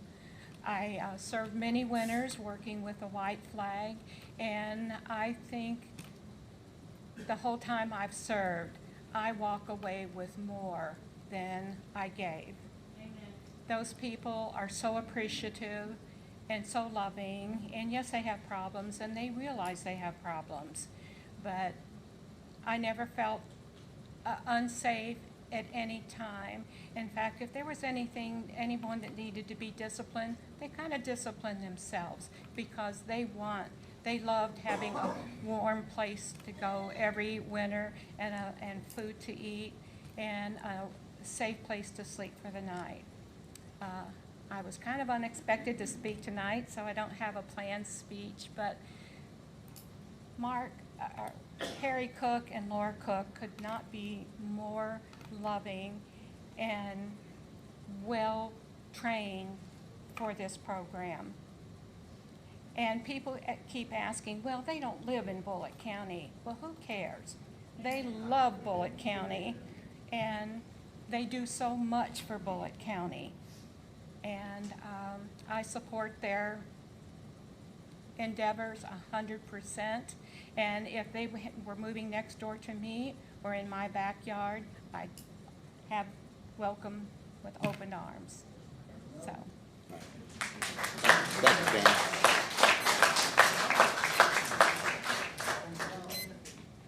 Mayor, Council. My name is Pastor Neil Cyphers. I live at 6959 Cedar Grove Road, Shepherdsville, Kentucky. I'm an Air Force veteran, and I love this community. I helped manage the White Flag program last winter at First Baptist, and I help in the Mark 12 program at Cedar Grove Baptist Church whenever they need me and whenever they don't. But we are here tonight to talk about changing the zoning so that Mark 12 can purchase land in order to build facilities to help people get back on their feet and live in our community as productive members of society. We are talking about people who are poor and need our help through the Mark 12 program to help them rebuild their lives. We are one nation under God, indivisible, with liberty and justice for all. Amen. All. Even the poor people need help. We are a nation under God, meaning we are to follow God's laws, and his authority is over us. It is God's laws that tell us to love our neighbor as ourself. That's Mark 12, verse 31. That's Mark 12, verse 31. To love your neighbor as yourself. That is the Bible talking to us, God's own voice. Our neighbors are everyone in this country and in this community and in this county. God tells us to love our neighbors, meaning to help our neighbors when they need help. Love is an action word meaning help.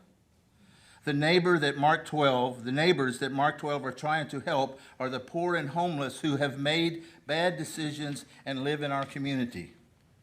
And their bad decisions are the reason they need our help.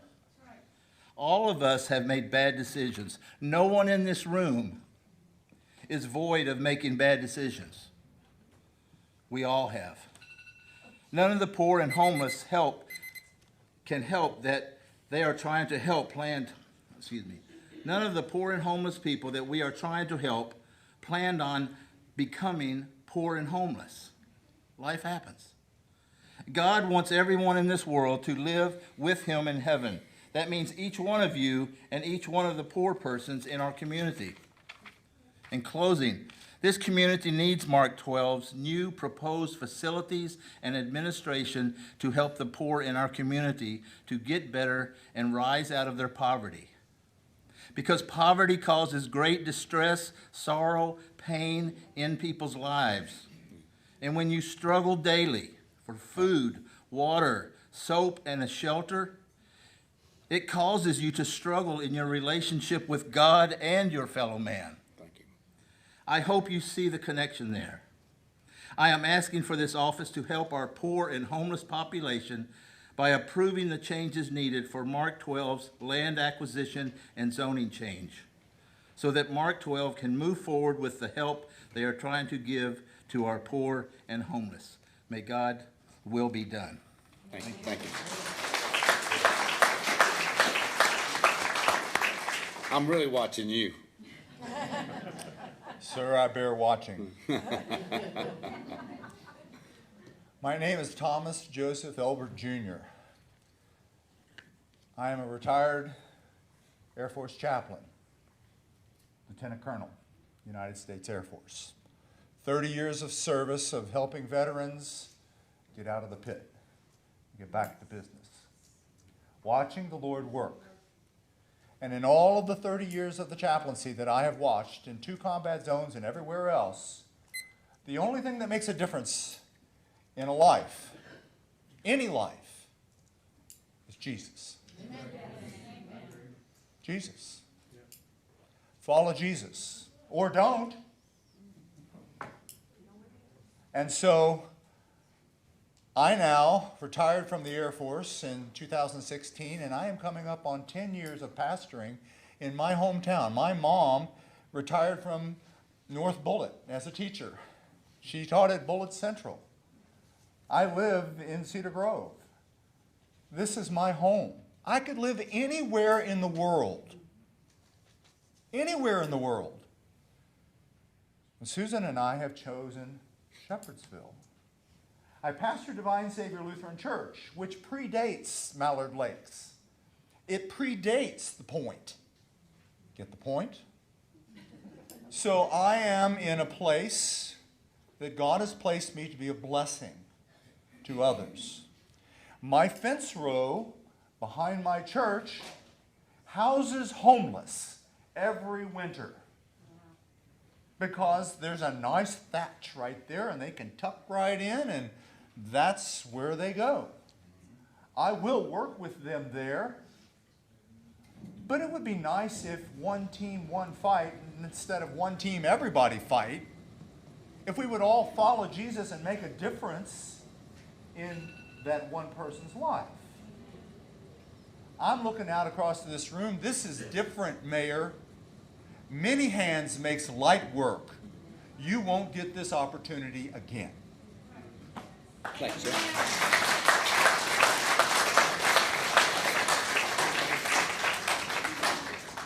I'm Trey Earnhardt. I'm pastor at Cedar Grove Baptist Church.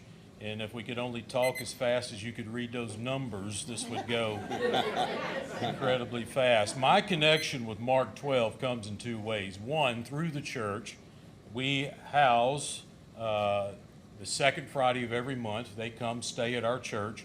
We feed them. Mike Waters is over that, who spoke earlier, and he explained what happens. And one thing I will say to that, I live right behind the church. I live probably just a couple hundred yards up the hill from the church. And on those Friday nights and those Saturday mornings, sometimes we have men's breakfast. We have interaction with those in the program. And we've never had an issue, ever. Jordan lives right next there. So we see and have interaction with them. And I think the name of the program is appropriate. It's a pathway. It's a pathway. It's not a round up and dump. It's a pathway. And those guys, those girls that want to be there are working. They want to be there. And they're not about to mess up the opportunity that they've had. That's been our experience.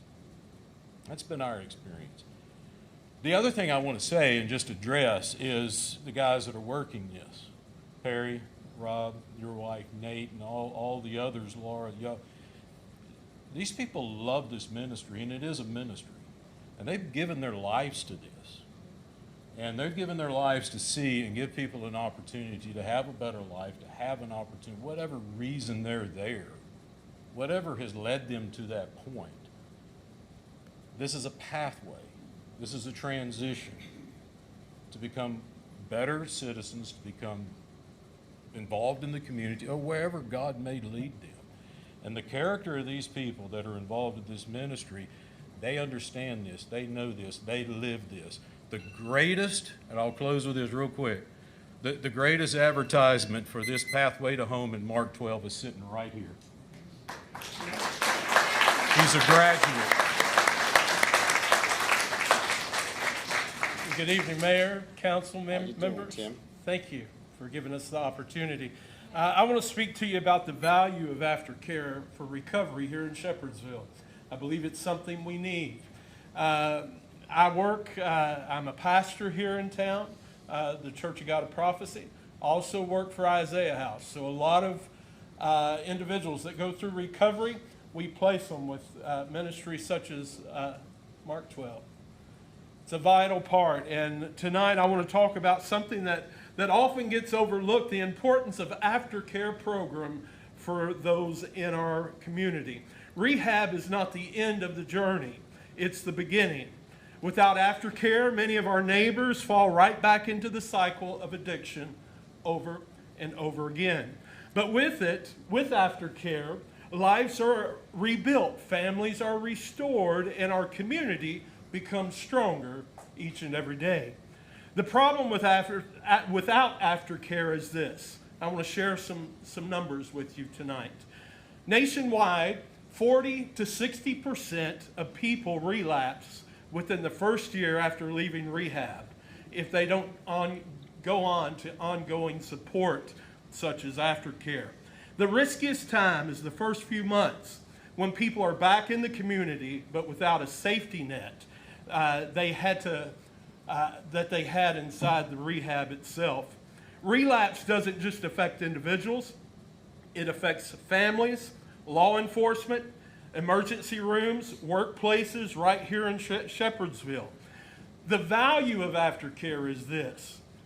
Studies show that individuals who participate in structured aftercare, things like outpatient counseling, sober living, transitional living, support groups, 50 to 70% are more likely to stay clean and not go back. One study found that people who had aftercare lasted 134 days longer before relapse, and many never relapsed at all. And those who didn't, that's 4.5 more months of freedom, healing, and stability. Aftercare reduces criminal behavior, ER visits, unemployment, and all these things directly affect our community here in Shepherdsville. So why does it matter for us here in Shepherdsville? everyone in here has probably been touched one way or another by this epidemic of addiction. It has affected so many people. We see it in our communities.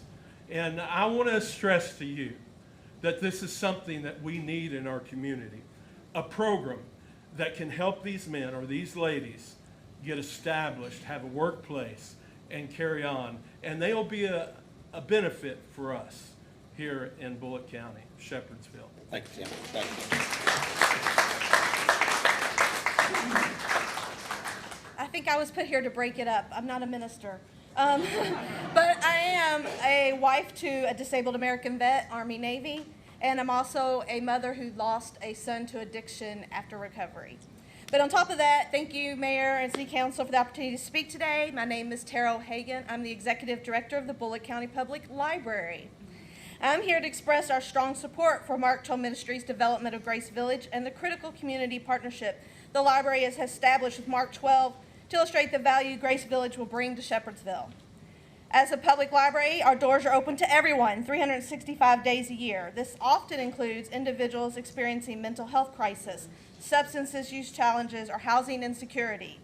To better support the patrons, and the BCOPL collaborates with Mark 12 and U of L Peace Hospital to provide immediate outreach, counseling, and connection to resources patrons facing addiction or mental health challenges that enter the library have. It offers follow-up and ongoing support, ensuring that individuals who come to the library are not left without assistance. That's our job. In partnership with Mark 12 Ministries and U of L Peace Hospital, we can respond to urgent mental health situations, providing professional assessment and referral to appropriate treatment facilities, and support my staff training to safely and compassionately interact with patrons in these crises. Our libraries, as public spaces and paid by tax dollars, are naturally places where unhoused individuals may spend time.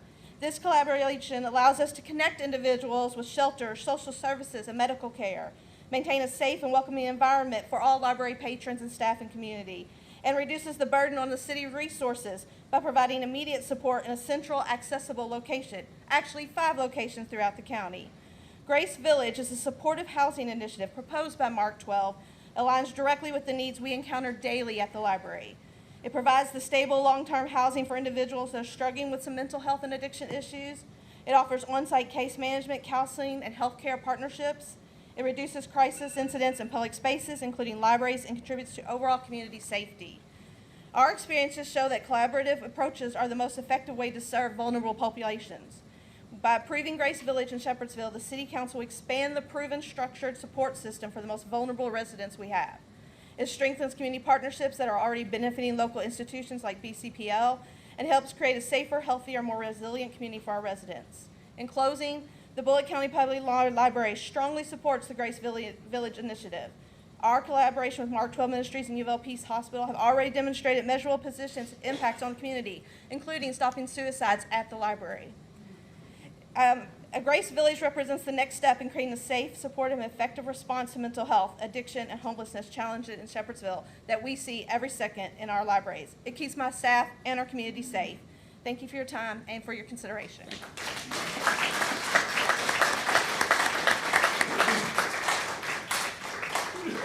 It was nice she gave you a break. I'm another preacher. My name is Phil Walton. I'm the pastor of First Assembly of God, Mount Washington. And you say, well, what's a Mount Washington person? Well, here's the thing. A longtime partner with Mark 12 and his predecessor, Room in the Inn. I have been in the program almost from the very beginning. And I have a very interesting angle that most don't. People will say, well, what if it's there at your yard? It is in my yard. Every Thursday night, they're in my yard because we are the Thursday night stop for Room in the Inn, now Pathway Home, and I've seen the positive changes. It's no longer an emergency shelter program. It is indeed a Pathway Home with protocols in place, a vetting procedure to narrow the subject field to people who are serious about moving on with their lives and changing their conditions, and then accountability protocols set in place to make sure that people stay on that track. And if they decide to get off the track, compassionately taking them into rehab if they'll allow it, and being there for them when they get out. I am a trained Living Free faculty member out of, allied with the Living Free organization out of Chattanooga. I am trained to not only lead groups, but to train facilitators. And our Healing Together ministry is trying to multiply the aftercare that our earlier speaker talked about. In this capacity, I know Rob, because Rob Sarver is a graduate. Yeah. And we have had a mentor-mentee relationship for several years. Here's what I know about Rob. He is a human lie detector. He is. He helps naive preacher types like me. But here's what I know too. He knows two very important things that most of us don't know. He knows how people get into this situation, and he knows how to get out. Thank you.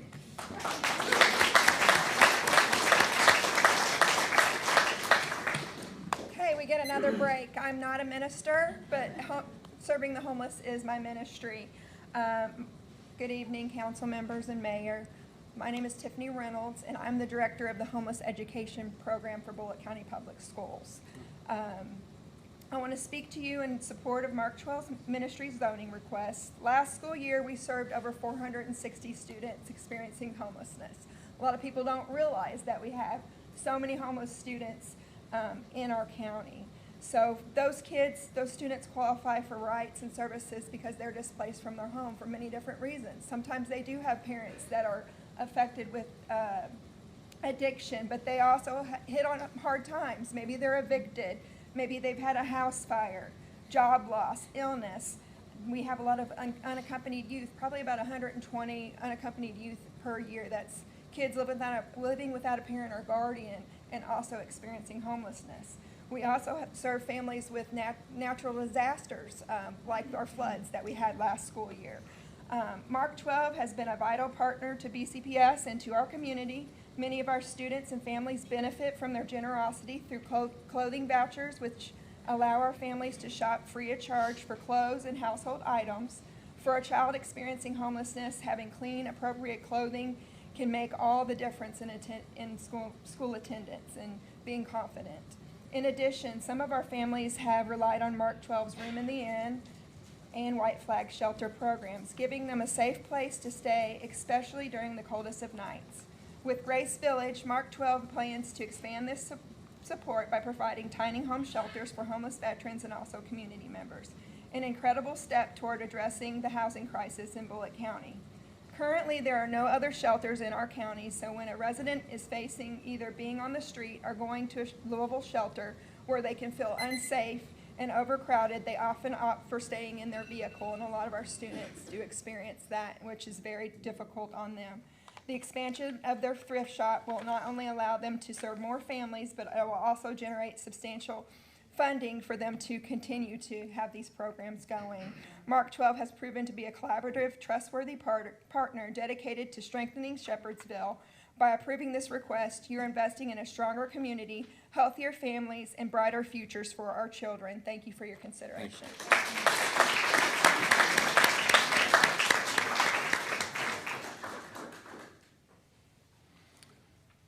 Good evening. My name is Sam LaFollette. I've lived here in Shepherdsville since 2008. I'm pleased to serve as a deacon at First Baptist Church, as well as a trustee at the library. I get to work with Tara. I want to speak on behalf of Mark 12 Ministries, and I would like for us to think of it as more than just a location. Grace Village will be a launch pad of hope. It's more than just a ministry that helps people, but it provides a needed, necessary lifeline for them.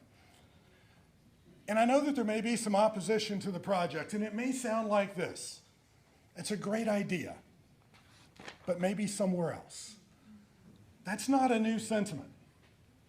As a matter of fact, it was addressed in James chapter 2, if I can read. It says, "For if a man wearing a gold ring and fine clothing comes into your assembly, and a poor man in shabby clothes also comes in, and if you pay attention to the one in the fine clothing and say, 'Sit here in a good place,' while you say to the poor man, 'You stand over there,' or 'You sit at my feet.'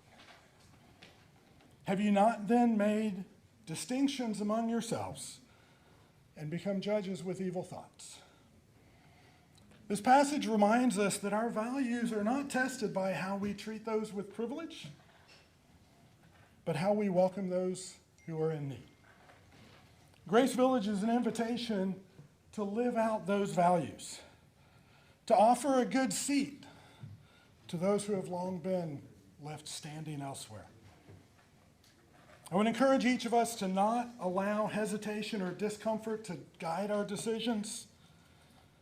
Instead, let us respond with compassion, courage, and a commitment to building a community where everyone has a place to belong. Thank you for your time. Thank you.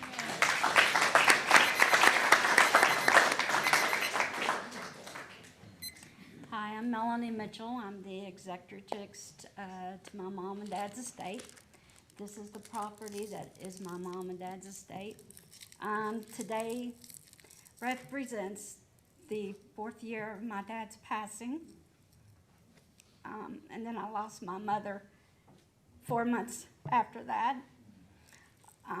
The property has been vacant probably for about 3 years now. And during those 3 years, it's been nothing but an invitation for homeless to come in and squatter. There's been people that we've had to run out of there. We've had people break into the facilities that's on the property. We've had them pitch tents in the woods. They have thrown garbage out the back, and we've had to clean it up many times on that. But I will say this, when Perry come to me, I did not know that much about Mark 12 Ministries. I'd heard of it because I grew up in church, and I knew what they stood for. But until I've actually seen what they do and more, and visualize more of what they do by the information that they have put out there now, it is amazing what this ministry does, because it is so much needed for here in this community. Whenever you can drive down or get there at the interstate there on Cedar Grove Road, and you see homeless people up underneath of the bypass, underneath of the 65. And that's not too far from my mom and dad's property. And yes, I do live here in Bullitt County, and I love this place. So I don't want anybody to think it's about money, because it's not.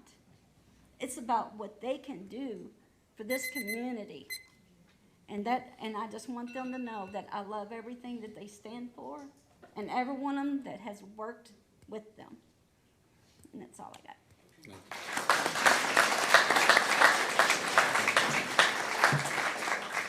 Thank you so much for the opportunity to speak to you. First thing, I want to thank you for your service. I understand the responsibilities that you carry and the amount of weight that as you decide these things. So we appreciate you, and it's good to be able to share just briefly. My name is Stan Lowry. I'm the work with the Nelson Baptist Association. There are 40 Southern Baptist churches in our association, 21 of which are in Bullitt County. 6 of those are within the city limits. 6 are right on the verge of the city limits.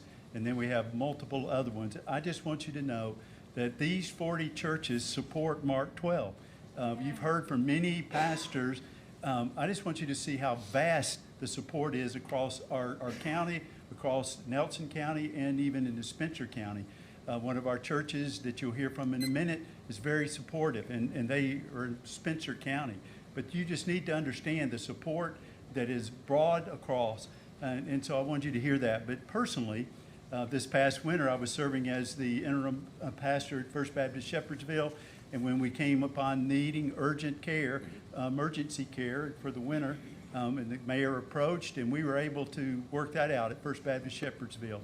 And I just meant so much to me to be a part of that and to see how the church helped, but also how it brought several people from the community together to meet an urgent need. And so thank you, Mayor, for leading out in that. We appreciate you, and thank you for your consideration of this. I would urge you, from my perspective, to vote yes for this particular change here. Thank you.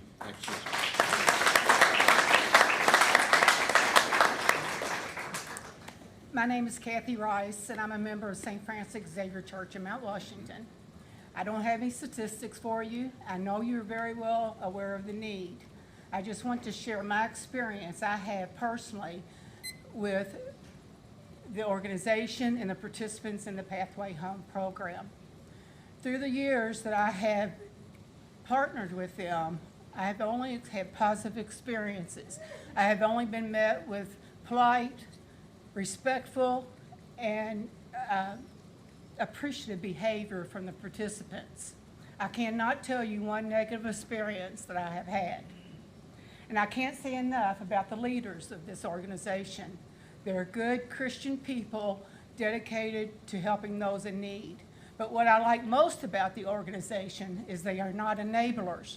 They require these participants to do what's required and what they need to do to succeed. It's been such a positive experience in my life, and I'm such a better person for it. The participants in this program are people just like you and me. Like you and me, they have made bad decisions in their lives, or they've been handed a bad hand. All they need is a little helping hand to get on their feet. And I'm so glad to be able to do my small part in helping them do that and to be productive members of society. It's so rewarding to see these participants grow. When they first come to our church, we provide several meals a month for them, and they come to our church and we sit down and eat with them and talk and get to know each other. And some of them, when they very first come, they are so shy and reserved and introverted. But as we meet each month, they start to blossom and become more confident in themselves. They talk, they socialize, and they feel more comfortable with their environment. We get to witness his smile from ear to ear when he gets to graduate and is handed his GED certificate. We get to see the happiness when he's about to graduate and he has reestablished a relationship with his daughter. And we get to see the excitement of her when she finds out she is getting custody of her children back. These are real life stories. These are intelligent people that just need a little help. This program actually provides a win-win situation for everybody involved. The participants win because they are given a chance to get back on their feet, to get their lives in order, and to become productive citizens of society. The volunteers benefit because they become better people, which makes their communities that they live in better. And the Bullitt County, and specifically Shepherdsville, benefits because these dedicated participants work and spend their money in Shepherdsville. All they need is a little bit of help from you to expand their program and to grow. If you actually need one good reason to say yes to this, it's because it's the right thing to do. And I want to leave you with one quote from Jesus. For whatsoever you do to the least of my brethren, you do unto me. Thank you.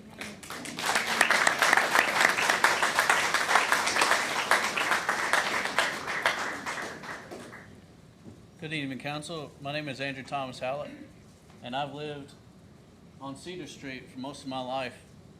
And I've maintained most of this property by either cutting the grass up by the houses. It's not so great right now.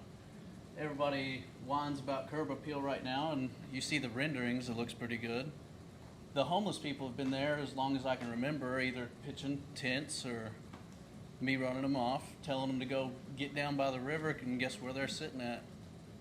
So give them an opportunity, is my opinion. Because I'm just one guy. I can't let them in my house. I got to go to work. I can't let them just stay there, you know. But there's a whole team. It appears that's ready to be there for people that do not have a team. So I'll keep it short and sweet. That's how I feel about it. Let's get it done.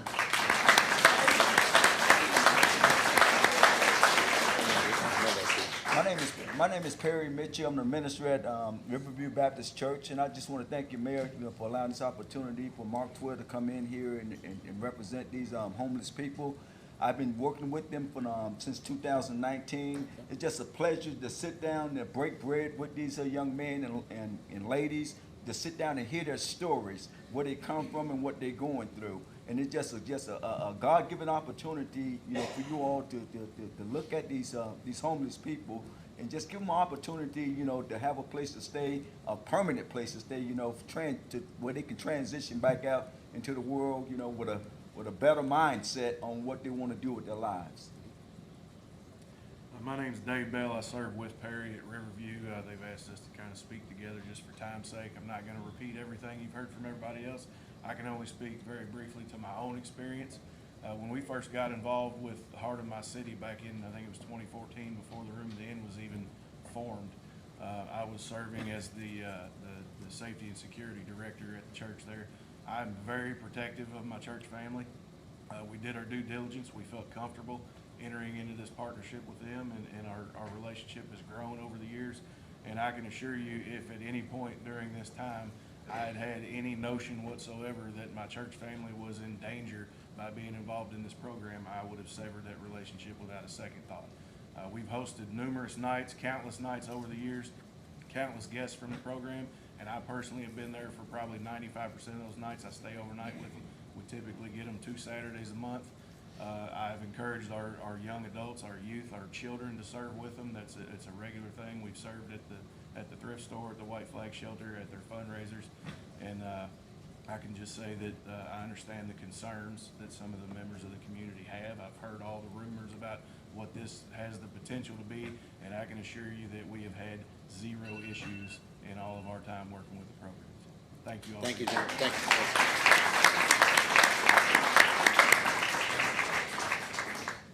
My name is Deborah Massey, and I am the coordinator of the Hillview Community Church Boxes of Love Pantry in Hillview. And I have been working with, not just Mark 12 Ministries. I started serving meals when they were Room in the Inn. And that's when I met Rob and Angela, when it was Room in the Inn. And not only did I get to serve them meals, I was blessed to get to go to their wedding. And I think that was amazing.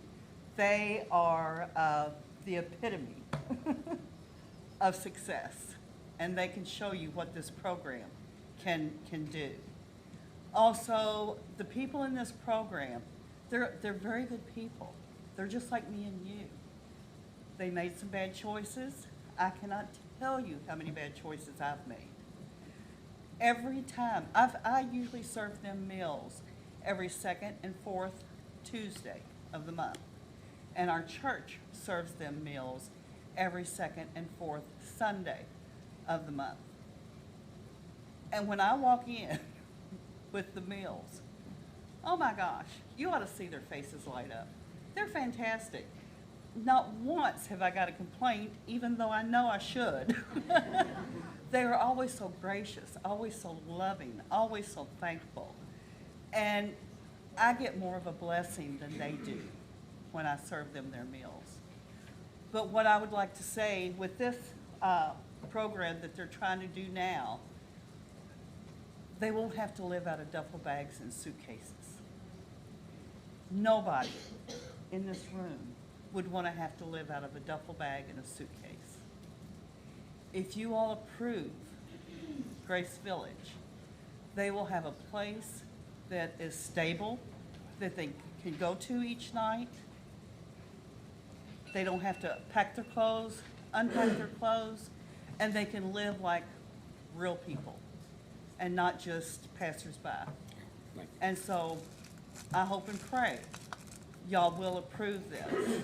And again, just like the other lady said, in Mark 25, in essence, 42 through 46, says, "For what you have done to the least of these, you have done for me." You have the opportunity to show them the face of Jesus. Yeah. Thank you. And I'm the caboose, so you're done. Make sure I get the list back. I need our list and your list. No, don't get it right now, but I'll get it from you though. I know where you are. All right. Last but not least, Yes. the Good lie evening. detector. Good evening, Council. That My guy. name is Rob Sarver. I'm the Program Director for Pathway Home Program. Hi, Faith. I'm going to be speaking on two of the parts of the property that we're going to be running our programs on, which is Pathway Home and Operation Restore. Operation Restore is a veteran-centered programming for Bullitt County veterans, which makes up 7% of the population. Specifically, we will be serving homeless veterans alongside the Pathway Home program.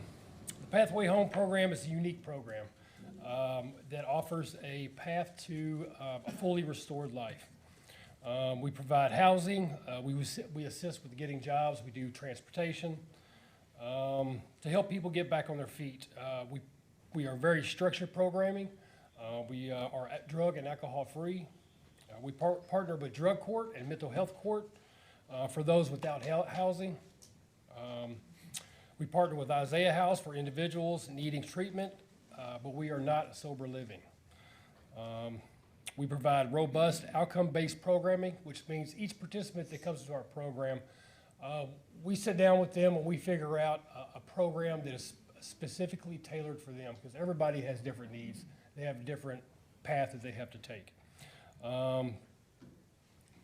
Let's see. We are currently running out of staying in churches, government buildings. The group gets up at 5 a.m.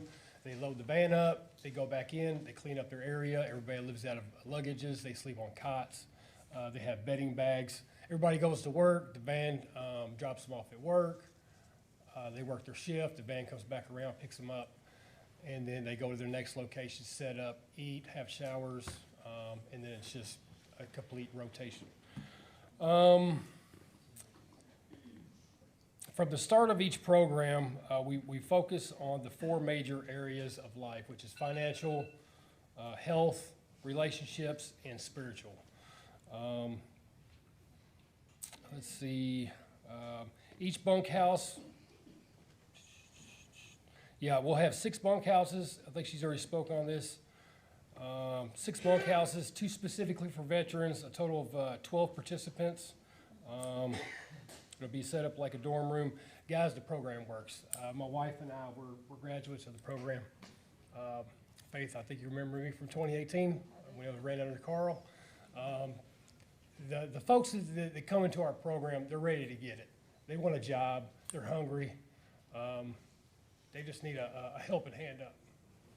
And, this community needs it. I know we got a few naysayers out there that they read all the stories and see all the news stuff. Well, that's my heart goes out to those folks, but that's just not the folks that we're helping. That's not the folks that we bring into our program. All of our program participants are vetted, and we do a assessment process that kind of weeds those people out. All of our participants are ready to get it. So thank you for your time. Hey, by the way, yes, congratulations. Thank you, man.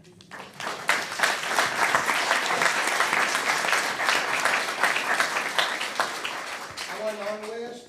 They don't know I wanted to speak, but after sitting here, I'd like to have a couple minutes, and I'll sign the paper if you No, want. we'll need to send the paper. My name's Glenn Barbie. That's my daughter, Angela. I didn't have my daughter for 30 years. She went through program after program in some of the most deplorable places that I've ever seen in the city of Louisville. They gave me my daughter back, and she's an amazing person.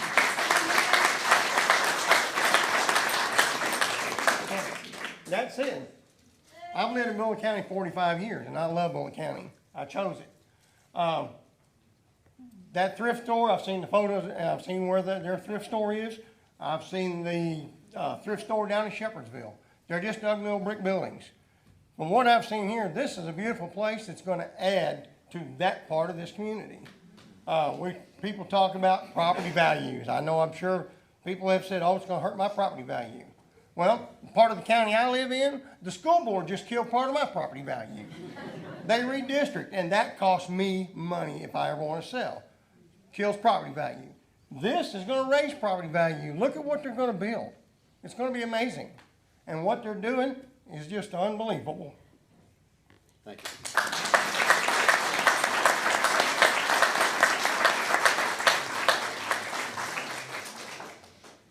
All right, but Nathan, thank you. We've got everybody. We'll get the list back from you and get all that taken care of. We do need the list back to have other speakers that want to speak now. So if you do want to speak in behalf of opposing this, please, one at a time, please come up here. We'll get the list back. We just need that list back, Nathan, put back up here. We need both your list and the list, so we get everybody's name on there. Thank you, Emily. Yeah, if you'll stick that underneath there.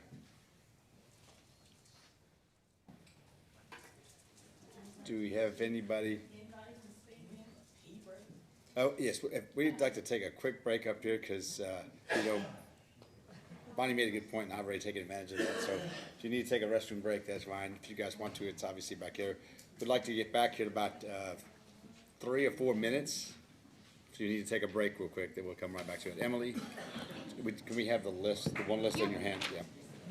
Now, do we have a list of folks that want, no, the other list needs to stay up there. That's for you. We're going to get them started.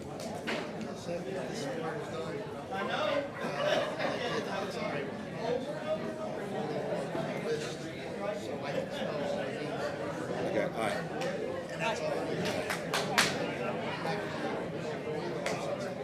Okay. If they write electrically, I'll get that to you. Do this best I can all the time. I'll guess. You guys have guesses, let me know. I think I do some of them. I got most of them. A couple of them, like I said, plan. I want to see which one enters.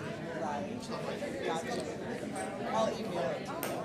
Oh, that'd be, easier. Yeah. You have my email. Yes. So, Because I have to do it. yes, you do. Sounds fine, but Yes. I don't know about me. I think, yeah, I know. I'm thinking on texting them right now. I don't know if it's recording me or something. So he can come replace you after all this, right? That's what I was hoping to get the school for it. They still might not be the tough one. That was the real thing. I got to tell you, so my thoughts on that.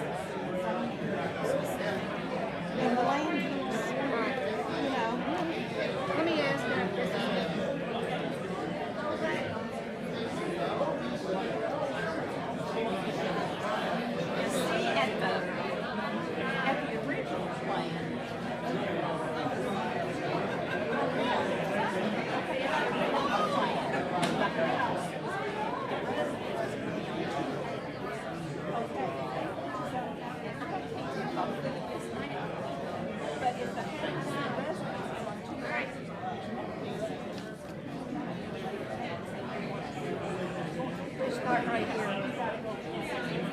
By the arrow. But you want to go first? Or you want me to?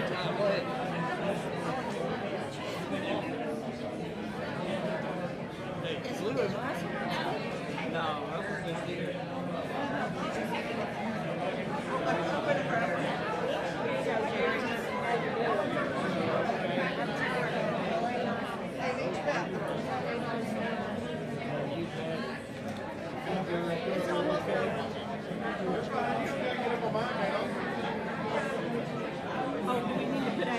them do that.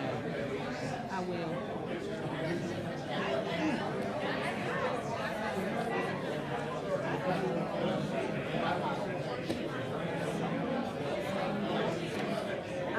I think Scott Pruitt's here and Gina. Love your speech, man. Yeah, great.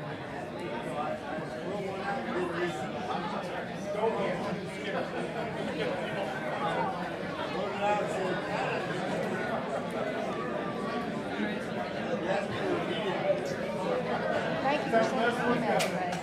Yeah, you're the only one that replied. Are you kidding me? No? That's And I thought only people that live in the city had an adjustment. I'm gonna bring it up. I tallied them all. Did you? Good for you. I want to tell you this is all Bonnie's fault.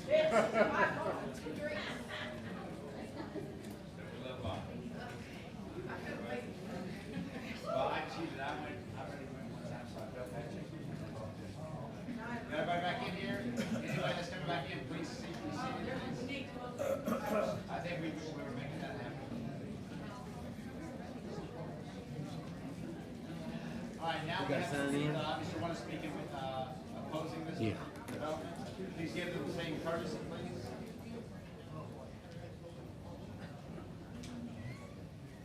All right, the first person listed there, Sharon, come on up here. What's your name and address for us, and please. My name is Sharon Saylor. I live at 474 Cedar Grove Road. I just want to say there's been a lot of discussion so far, but a lot of it's been about the program itself versus the zoning and use of the land. In Thursday's Pioneer News, Mr. Kubak, who's our representative at the Planning and Zoning, made a statement that said these 6 tiny homes would be used for veterans. On the opposite page, there's a note, help needed for a new project from Mr. Perry Cook, stating that this would be for individuals and veterans experiencing homelessness. Now, there's been a lot of talk about homelessness, and this was designated as a tourist camp. Well, in my thoughts, tourist camp would be recreational use. Like, you know, I came to Bullitt County to visit. I stayed here at this place, and I'm seeing the Bourbon Trail, Bernheim, what have you. And then, when I brought that up in planning and zoning, they added transitional housing. Well, when you put housing in there, then why is there no building codes for these tiny homes? To me, they should have utilities, restroom facilities in those homes rather than a separate building. You know, if it's going to be deemed housing. So, I have an issue with that. In addition, the thrift store, the one out on 61, you know, a lot of times, I mean, I passed by there the other morning. It was before the store opened. There's a pickup truck unloading all this stuff next to the building. You know, if you're going to donate, it should be during business hours. There should be no inventory or no sales on the street. It should all be contained in the building itself. But, you know, looks like that might be what they're trying to do, but there's no guarantee. In addition, at the planning and zoning meeting originally, the residence for the people who are overseeing the program was a 2-acre tract. Now, I can't tell by looking at this, but if you changed zoning on a 2-acre tract to a commercial designation B, then what's to keep them from putting tiny homes there? And of course they say, well, planning and zoning will put a restriction that they have to come back to the planning board before they can do that. Well, we all know what'll happen there. They're gonna say, well, they've already got it, so why not give them some more? So I feel like there's not as much control there as what could be. In addition, they say these people cannot leave. Well, they have a recreational day and they go to work. So they do leave. And at any time during that period, they could have access to drugs or alcohol outside that facility. and I don't know how you could prevent that. They're within walking distance of a liquor store and a bar. So who's gonna guarantee that these people are staying in when it comes to be 5 o'clock and it's dark? You know, if they get the urge or they're having difficulties, we know, you know, addictions reoccur, what's to prevent them from leaving? Also, you talk about a retention basin, I guess, for the flooding. Well, we've used that in Shepherdsville before. We had an issue, I won't say exactly where, but we know it didn't work, and adjoining streets were flooded dramatically every time it rained. So there's no guarantee that that's gonna work, and we're in a flood area. So, you know, I have issues with that. You know, we're already in a flood area. They're gonna, I assume, build these buildings up. And is that retention basin gonna take care of our issues? Because it hasn't in the past in other areas. So that's pretty much what I have to say. Okay, thank you.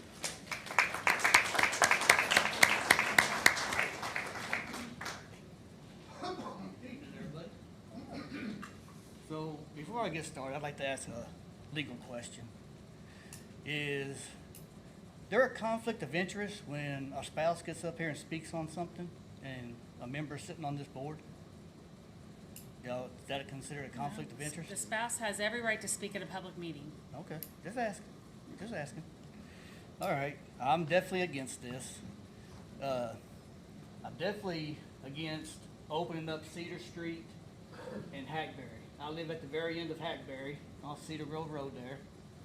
And I know the same board, Scoos and Rob, voted the last company that wanted to come in there, no, because school traffic, kids, and all that. Now, that was last year, year before last, when that happened. Now, Hackberry and Cedar Street, there's kids up and down the street all day long. You know, they walk to the bus stop, ready to catch the bus right there at Cedar Grove Road. You can't have all that traffic there for those kids. Those kids ride their bikes on those streets and everything else. So if y'all do approve this, I would just ask that you do not let them use those roads as cut-throughs. You block them off and make them put up a fence that actually keeps the people inside. And that's all I got to say.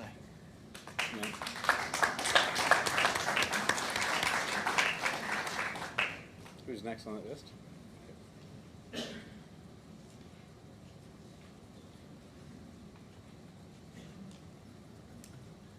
Yes, my name is Gina Redden. I live at 270 Dawson Drive. I'm a member of St. Aloysius Catholic Church. I've dealt with many homelessness people. I've dealt with addicts. I have people in my family who have addicts. They've stole from my parents. They've stole from us. They lie. They'll do pretty much anything. They've been through treatment. Don't work. I worked at UPS for 30 years. I worked with United Way. I've worked with Watson House, Shirley's Homes. I've seen it all. They go through, they come to areas, they destroy them. And I would just like to start off with what I've prepared. I've sent it all to the councilman. I got no reply except for maybe one person replied. And first, I would like to address that they misrepresent the purpose of this property. They call it a tourist camp. A tourist camp would be for visitors coming to our county to explore attractions in the community, not for homelessness people to sleep and take showers in a public facility. They have falsely represented this to the public. The legal notice in the paper in the Pioneer News was dated September 4th, 2025. There are children and elderly people that live in this community. Homelessness brings crime, burglary, property damage, drugs, and lower property values to the community.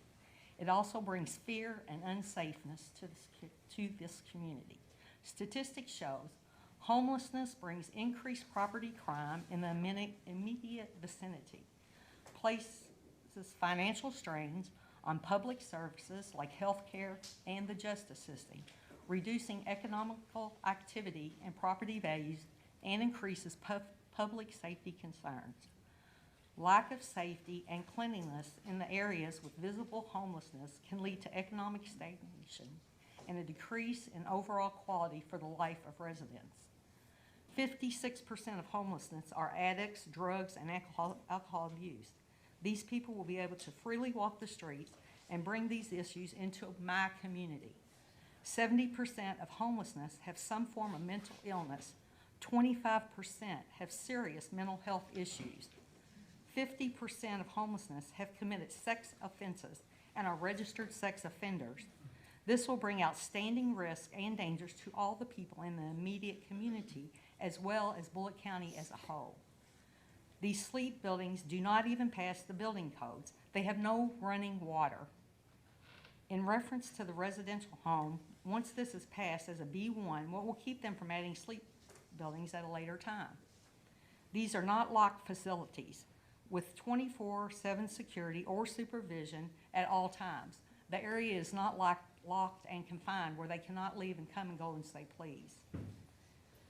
Homeless will be able to roam wherever they choose or go and come as they please and walk the streets in the community. They have no way to identify or vetting the people that are coming in. This will not be good for the community of Shepherdsville. The majority of the people showing support do not live in this community. They may few, and I tallied them. There was only 3 that lived in the city of Shepherdsville that spoke tonight, which I'm not saying they don't have the right to do that. That's your all's decision.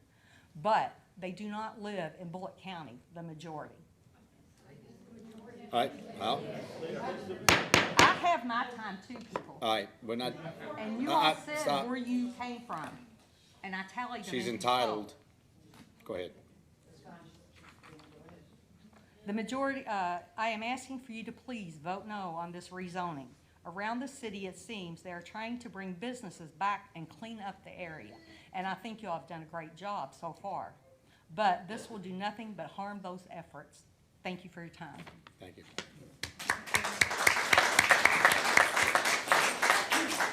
Hey, Sam, all right, real quick before you get started. Emily, you writing this down or you're making notes? Because I want to make sure that. Yes, sir. Hi, my name is Sam Holbrook. I live on Cedar Street. I don't know that I need to even talk about this. There's plenty of people here that want it in their backyard, so I don't know why we need to have it here. But for one, this is going to be zoned from ag to B1, B2.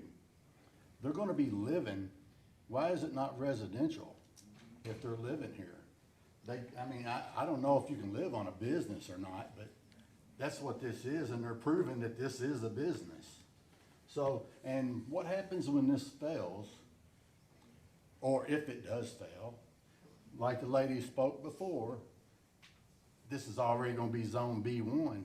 They don't have to go back and get it rezoned for B1. It's already B1. So any business can move in there. It's easier to go to business. You don't have to rezone to put a business there.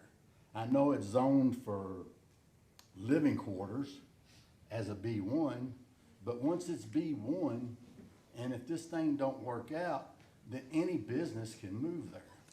But what I want to get to is, I was an addict. I was an alcoholic. I was homeless. I know what it's like. I have sympathy for alcoholics and drug addicts, and I'll give you a little statistic. He gave you part of it, but some of it was not right. 40% alcohol abuse, 40 to 60 relapse within a year.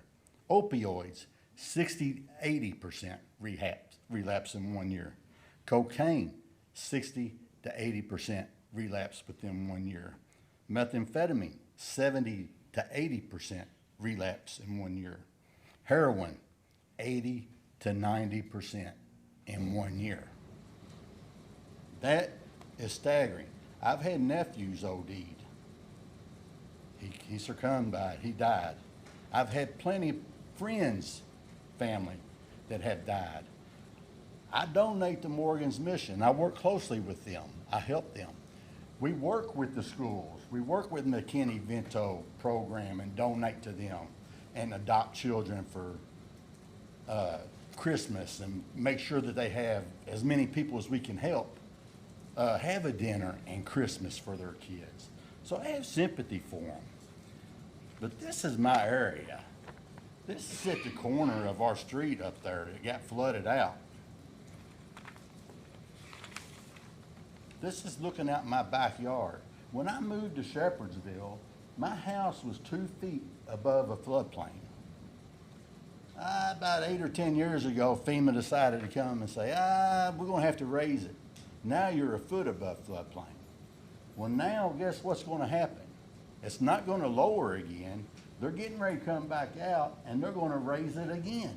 So my house is liable to be in a floodplain. I mean, I've got all kinds of flood pictures here from around my house. And I was running behind today because a semi was trying to go under the 61 bridge here. You know, you talk about traffic. This is my flood exit. There's the one going by the 61 tunnel. This is the one coming in at 480C, the first picture I showed you. And this is the one coming back from 61 Charles Hamilton from the jailway. All flooded out. The only exit I had was at the far end of my street on Cedar Street, which is, the Hallets was graceful enough, he probably wasn't supposed to, but he put a chain there to keep traffic from coming down my street because, let me show you a picture of what it looks like. This is my street. This is just one semi that decided to come down my street because he couldn't read a sign that says no trucks. All right? When you open that street up, you can't pass 2 cars at a time on Cedar Street, Hickory, Hackberry, none of them. You have to get off on the side of the road and let them go. I can't hardly even pull out of my driveway. Now, as far as this thrift store goes, they got cameras. That's where I got the pictures. This is the dumping that goes on from their store. These are their pictures, not mine.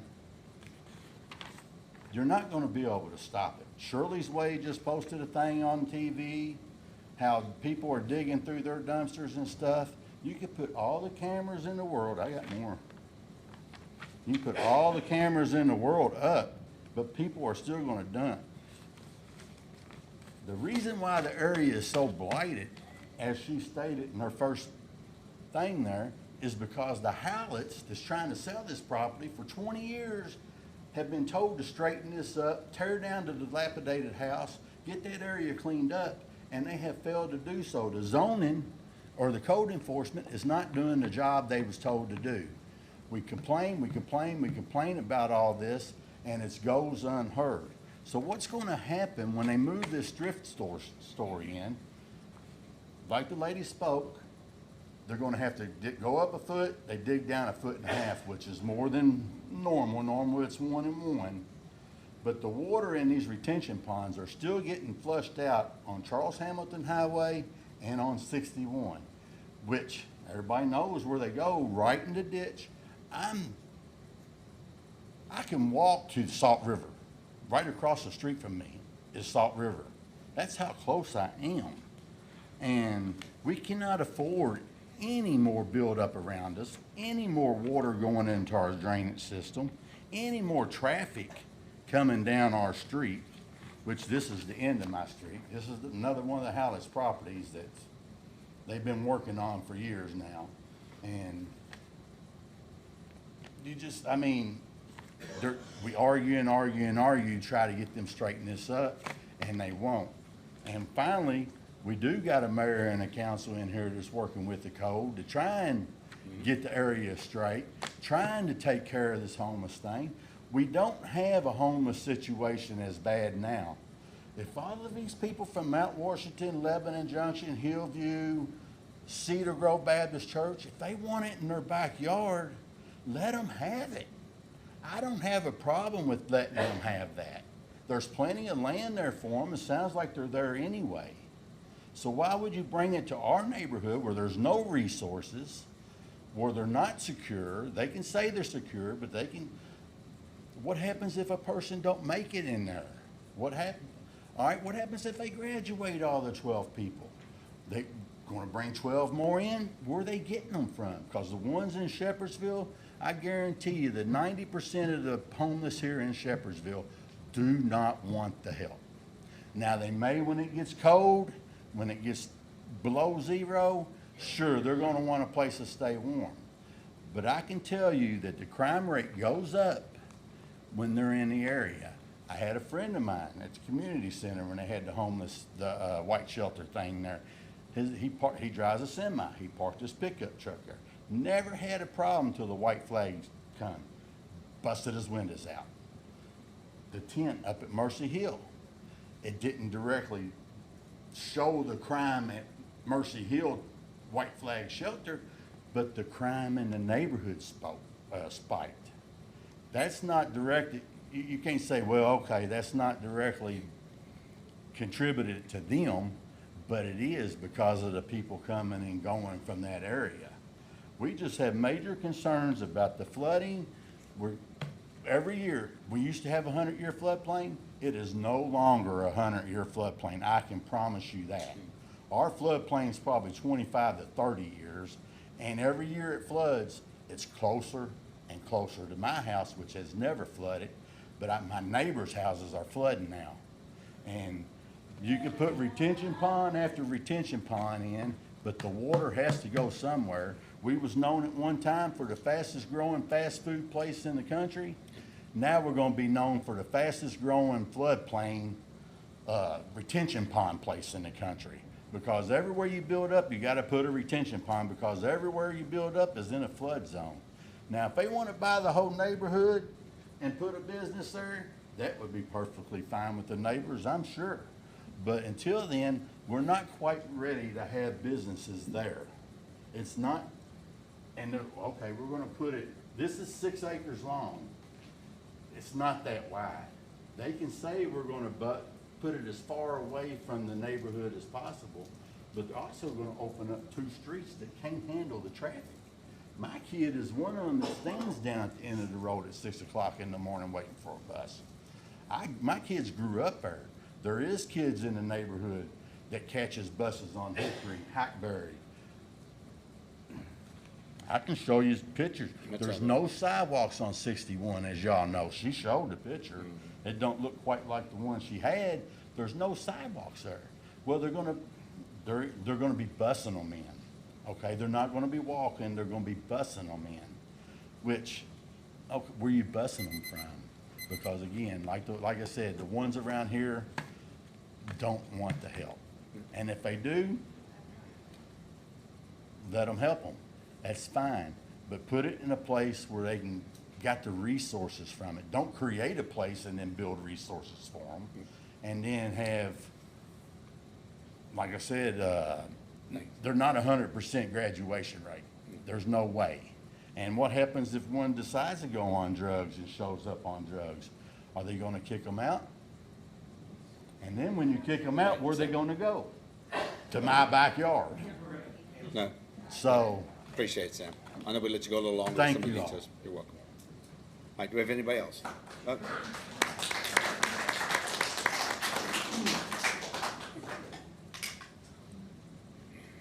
My name's Scott Pruitt.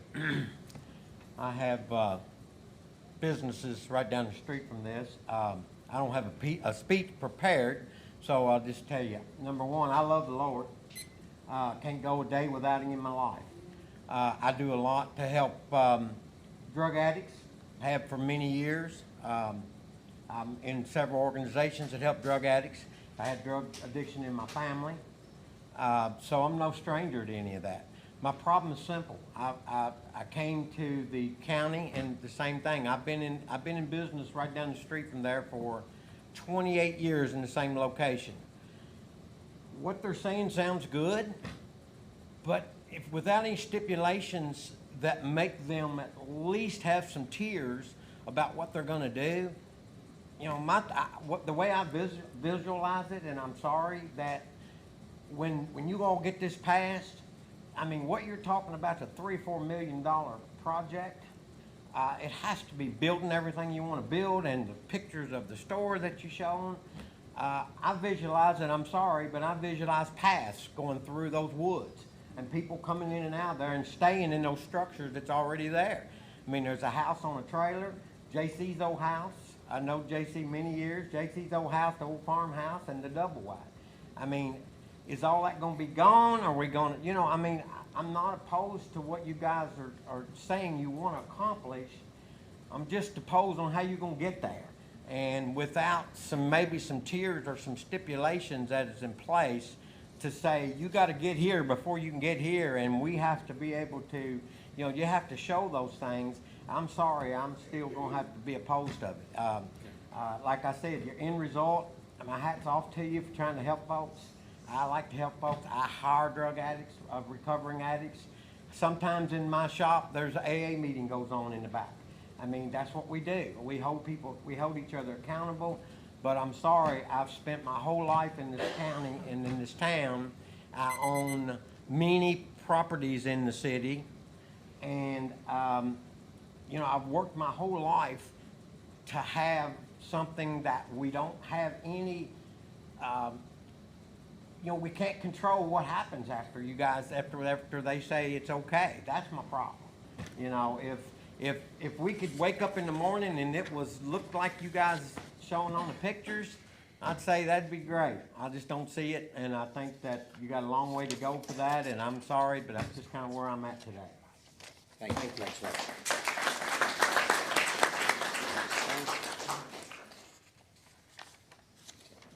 Anybody else? Is that it? All right, Emily, I want to give you the opportunity to try to address some of the questions that were brought up. Thank you for your time then- tonight. Yes. And then we also have Nathan Young here who can answer anything specific to Mark 12 as well.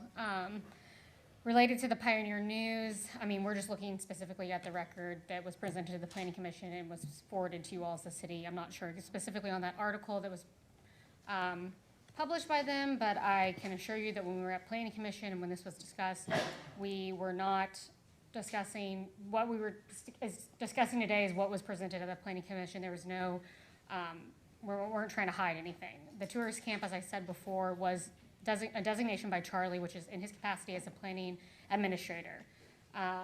It's because because of the structures and the community facility that will be on this property that's offering temporary housing. That is how he came to that designation and how we came to the B1 zoning request. It could also be under B2, but we stuck with the B1, and that is how you can have housing.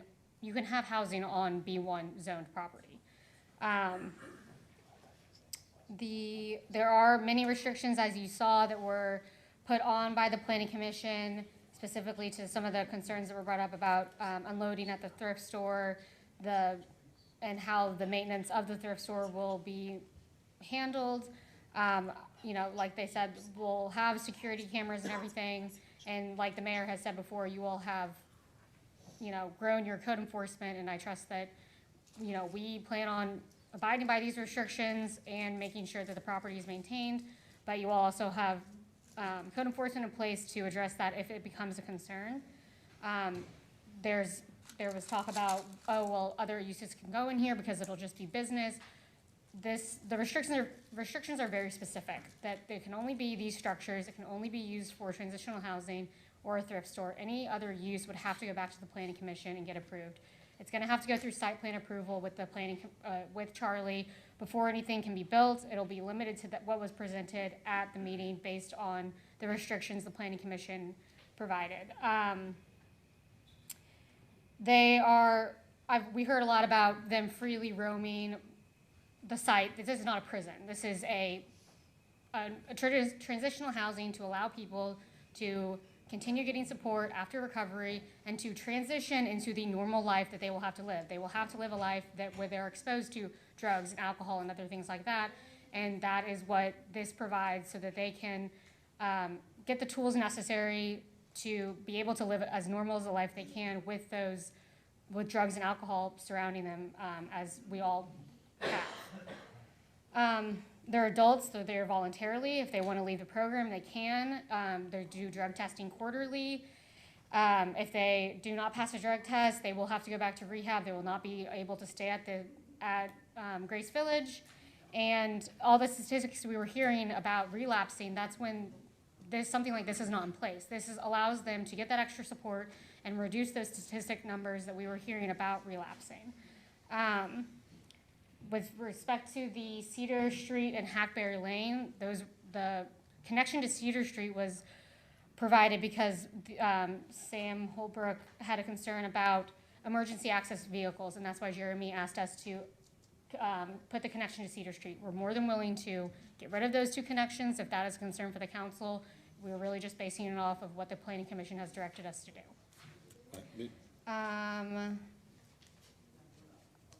Again, this is not a public facility where people can just come, sleep, shower. These are people enrolled in the program that will be under the strict requirements of the program, the schedule of the program, and if they do not follow that program, you've heard it from the people with Mark 12, they're not enablers, they will be kicked out of the program. They talk about homelessness bringing crime. We're not bringing homelessness to the area, we're addressing the homeless concerns and issues in this area. This is a solution to the problem, so it's improving. Hang on. We're improving the property. We're going to provide security, as we said. There'll be cameras, there'll be keypads. The program director lives on site. Like you've heard, they don't have money for cars, so they're not, any transportation is going to be with their van where they're taking them to their place of work. It's not going to increase traffic. 6 a.m., the thrift store is not going to be open. It's going to be business hours. So there will be increased traffic on 480 from the thrift store being there. But like we pointed out in the future land use map, this is contemplated as industrial, which is a lot more intense. Let me add something to that. I'm going to get started with some of the council members. One of the things that was concerning I listened to, we've got to be very careful about when they're actually dropping off product. I think that's a concern for everybody that lives in the area, because you can't just drop, you have to have hours that they have to actually do it. If they do it, and are people going to do that? Yes. You can put anything you want to in guidelines, people are still going to do what they do, but at least that'll be one of the things. And one of the things I want to say in all of this is a council decision, but I think it's important to understand the city's role in this is we wouldn't put anything in the city that we wouldn't monitor, and I'm not speaking for either side, I'm just letting you know that whatever goes into the city, I mean, we're obviously having to take care of what we've done to this point, but we're gonna make sure we keep our city safe. Right. We've got law enforcement, we've got code enforcement, we have things we can do. Bonnie, let's get started with you a little bit here to kind of go over some stuff. Okay, I have quite a bit, so he's picked me first to get me out of the way. I really want to say to Mark 12 Ministries and all the people that are with you and have been working with you, you are getting better at your planning from what you first started coming a long time ago. I just don't feel that you're quite there yet. I still think you have some hoops to jump through. I'm also going to say that for the people, I'm not unsympathetic. I took care of my stepson for 6 months, slept next to him every night because he couldn't talk anymore. He abused drugs the majority of his life, and he lost a little part of his body one bit at a time. At 6'4", I could pick him up and put him in a wheelchair, and I had to bury him. I now have a daughter who is a drug addict and is not getting help. I can't do anything for her, so I go to counseling to help deal with that. So I am sympathetic to that. As far as the veterans, my husband was a Vietnam veteran, Navy SEAL. So I have all the sympathy for everything that you are for, and I am a Christian and believe in God and in helping people. But I also have a responsibility, not only to you all, but to the citizens of Shepherdsville, to the businesses of Shepherdsville. I have to represent everybody, not just one group. So some of my concerns have been provided. You all provided me with a lot of paperwork. Mainly you've given me outlines of intake applications, rules, savings agreements, policies. These are all pretty much standard documents. What's missing is more data, testimonies, or statistics showing your long-term success rates. There's no evidence of how many participants have successfully exited homelessness, maintained jobs, or become self-sufficient. You haven't provided those statistics to us. Paperwork and policies don't prove community impact. Real impact is shown by changed lives, stable housing, and productive citizens, and you haven't proved that yet. Temporary shelter versus lasting recovery. Your paperwork shows that they rely on churches, government buildings to house participants with strict curfews and confidentiality about locations. This sounds more like short-term shelter than a structured recovery housing program. No mention of permanent housing placements, no pathway to transition residents into independent long-term living arrangements. Providing a bed at a church is a temporary relief, not a solution. Without a proven track record of moving people into permanent housing, it doesn't compare to structured recovery housing. Employment requirements versus employment outcomes. Your program requires participants to fill out 3 job applications daily, show proof of employment within 2 weeks, and complete 30 hours of whatever work therapy. I don't know what work therapy is, but that's one of your requirements. We need evidence provided of how many participants actually secured and kept jobs in your programs, whether those jobs help them break free from their homelessness. It's one thing to require job applications, but where's the proof that the participants actually found employment and kept long-term employment? Your savings agreements, the policy includes a mandatory savings program. Participants must save a portion of paychecks with funds held until graduation. That's good in theory, but no data is given on how many actually graduated or used savings for housing or what the terms are to meet graduation. No stories of people who went from homelessness to renting their own home with the help of these savings. A savings plan on paper doesn't equal success unless you can show people who've used it to transition to stable housing. So now I'm going to compare you a little bit to another group that is already established here in Shepherdsville. Alpha Ministries came to us, and we supported them because they came to us with stories of changed lives, visible community engagement, and partnerships from the beginning. They can point to residents who are sober, employed, reunited with family, and giving back. Pathway has not provided us with such stories or outcome as of yet, despite being in this for years. I've reviewed the information you sent her, but I don't see anything on how you plan to help individuals become productive members of society or give back to the community. You share paperwork showing you're in process, but that's the same paperwork every organization must complete. I need to see where the difference lies. Alpha Ministries began in Shepherds. They already had evidence lives changed. People have helped stories of transformation, community impact.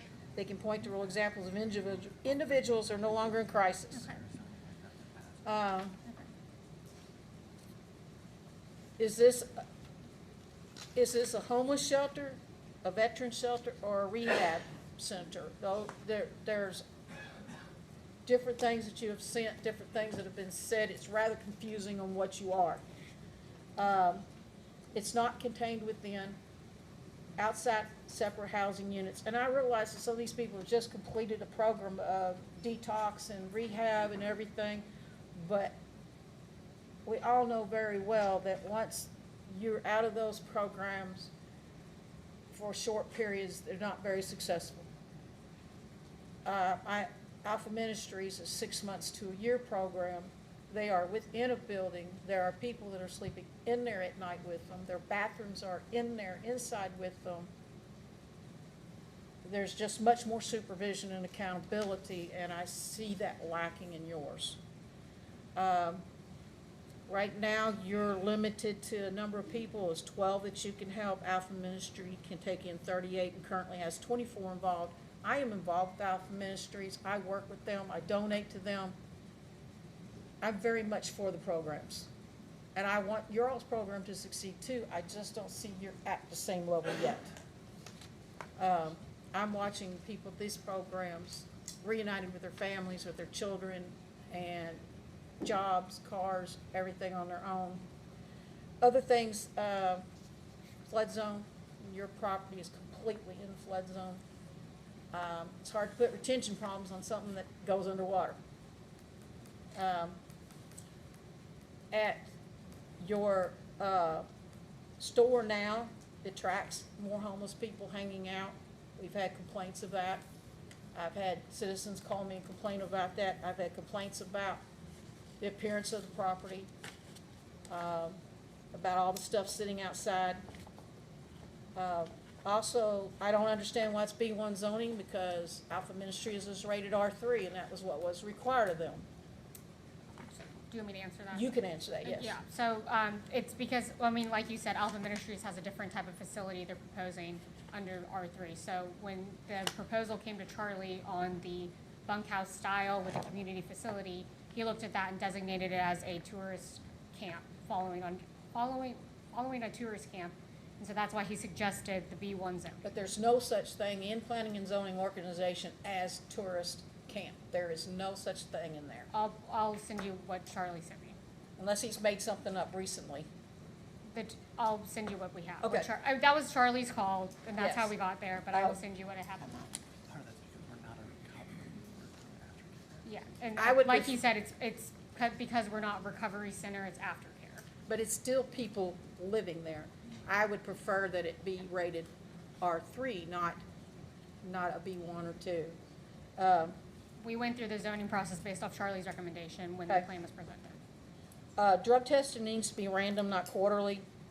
Meth is out of your system in 2 days. It is random. Okay. And are they allowed to use Suboxone? No, no Suboxone or methadone or something. That's all I have. All right, Molly, I appreciate it. I'll get with you, Bonnie, and the rest of the council members to address some of the concerns that you discussed today. I believe that from the testimony we heard today, you've heard a lot of stories about the success of the program, but we'll get that in writing to submit to you all to review as well. And like Alpha Ministries, this would be a minimum probably of a 6-month program. There's not gonna be a high turnover here. There are graduation requirements so that they have permanent work in place and a permanent house in place. So that we're not just taking these people in and then 6 months we're saying, go find a house. We're making sure that they have employment and they have housing before they are allowed to graduate this program. And you're right, it is all three. It's to support homelessness, to support veterans, and to support addicts.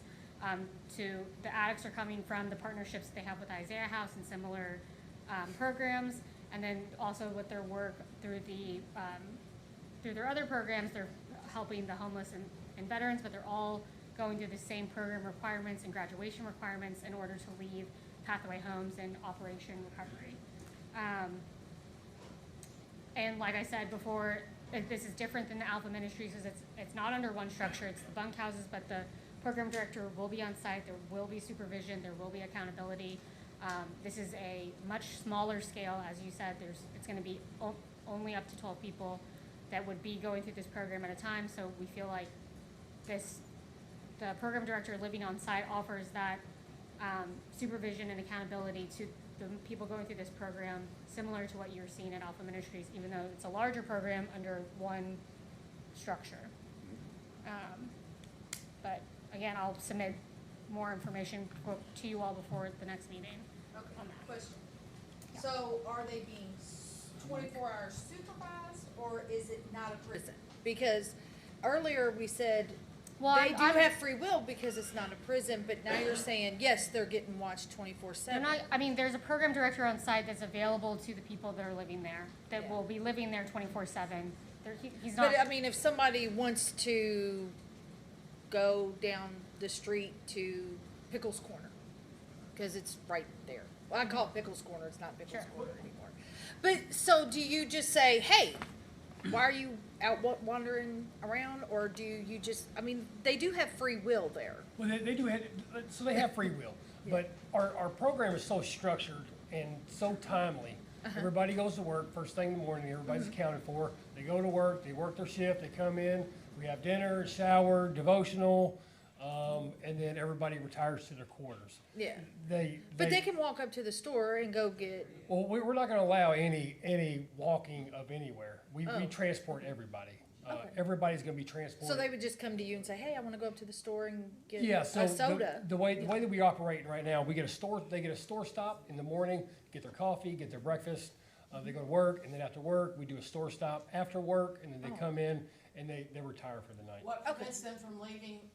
Their home in the middle of the night. So we're gonna be on site, and plus there's gonna be cameras, and plus on top of that. But your person's gonna sleep, you're gonna sleep, right? Right. So no one's really truly, have you got a camera and you see them leave and then they come back, but you were asleep, but that doesn't solve anything. Do you understand what I'm saying? Right. Well, so that is one of the reasons why we vet everybody that comes into our program, that they're, to make sure that they are ready to do our program. Not people that are just flying under the radar, saying what they need to do to get in. And then once they're in, they're just gonna go off and do whatever they want. Also, I wanna address the drug testing. We do random drug testing. Myself, my wife, including some of the other leaders of the Mark 12, we're recovered drug addicts. We can tell a high person or a drunk person like that. It's easy to tell. The telltale signs are there. We do the drug testing. If they fail a breathalyzer, immediately they will be not released from the property, but they will be transported to either a rehab, another facility, or just away from the property. You know what I'm saying? Normally, typically, we get them downtown Louisville is usually where it goes. Either it's a downtown Louisville rehab or a homeless shelter. If they wanna go there. And Well, I mean, they're gonna go somewhere. Yeah, You know. exactly, that's my point. Right. You know, away from the property. All right.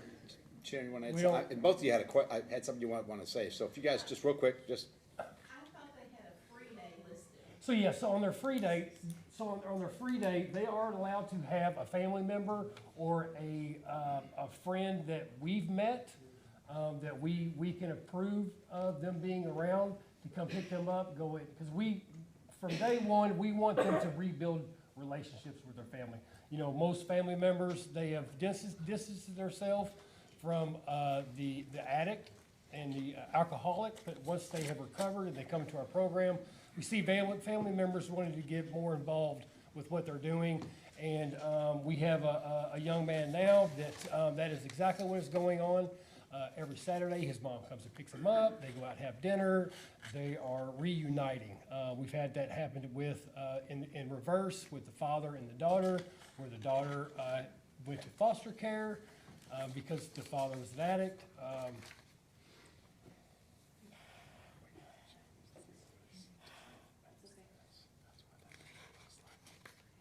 And we got to see the reuniting of the father and the daughter. So, I mean, it's a beautiful thing. I wish y'all would spend a day to come out with our group. We'll send you the schedule. Y'all can pop up unannounced, no problem. Each one of the council members. Come and spend the evening with our program. Meet the guys, man, meet the girls, see how they really are, see how they really live. We're not taking in, I understand what y'all are saying. I've seen some of the people out in Shepherdsville, the homeless, the addicts, I've seen them. That's just really not our target group. So I understand where y'all concerns are coming from. Do you have any more questions? Yeah. So if they're not coming from Shepherdsville, where are they coming from? Oh, they're in You said Shepherdsville. the Shepherdsville. Oh, they're in Shepherdsville. So, okay, I got an example. I got an example. I shouldn't say his name, shut up. Okay, we had a gentleman come to us, 12 years, he's been an addict, bouncing around. He's tired of it. His mom just passed away. He's tired of being homeless. He is from Shepherdsville. Came to us, hey man, I need some help. Can I come into your program? You need some rehab first. He goes to rehab. Well, I'm just telling you a story. We have story after story. We'll get some. With two kids right now, sleeping at the rest stop, that we can't help. Yeah. We've got another family living up here at Garden Inn. 4 kids, and a mom. I can't help them. We tried. That's why our heart is here. They're here, friends. They're here. Yeah. I get calls every day. There's a disabled man with a wheelchair who's getting evicted right now here in Shepherdsville. I'd love to go pick him up. There's just not enough. We're outmanned with just doing the 6 to 8 that we can do at a time. We've got a list of people from Bullitt County. These are not active. These are not in active addiction like the other organizations that are in this community. We're not bringing people in addiction here. We are actually taking people that are in addiction in Bullitt County. We referred 75 people to Isaiah House last year. We're talking about Shepherdsville. But we're an organization. We're talking about Shepherdsville. Well, we're an organization that helps the entire county. Church wants to have them in there, let them have them. all right, hang on. Hey, stop it up. Cedar Grove Baptist Church, we would take them.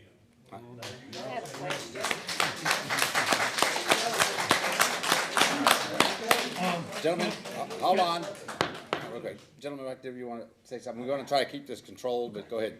Hang on. I mean, and I get it, my heart bleeds right with you, but the problem here is you guys keep changing your structure on what you're gonna do. That's No, Right, we- appreciate it. we've presented one plan.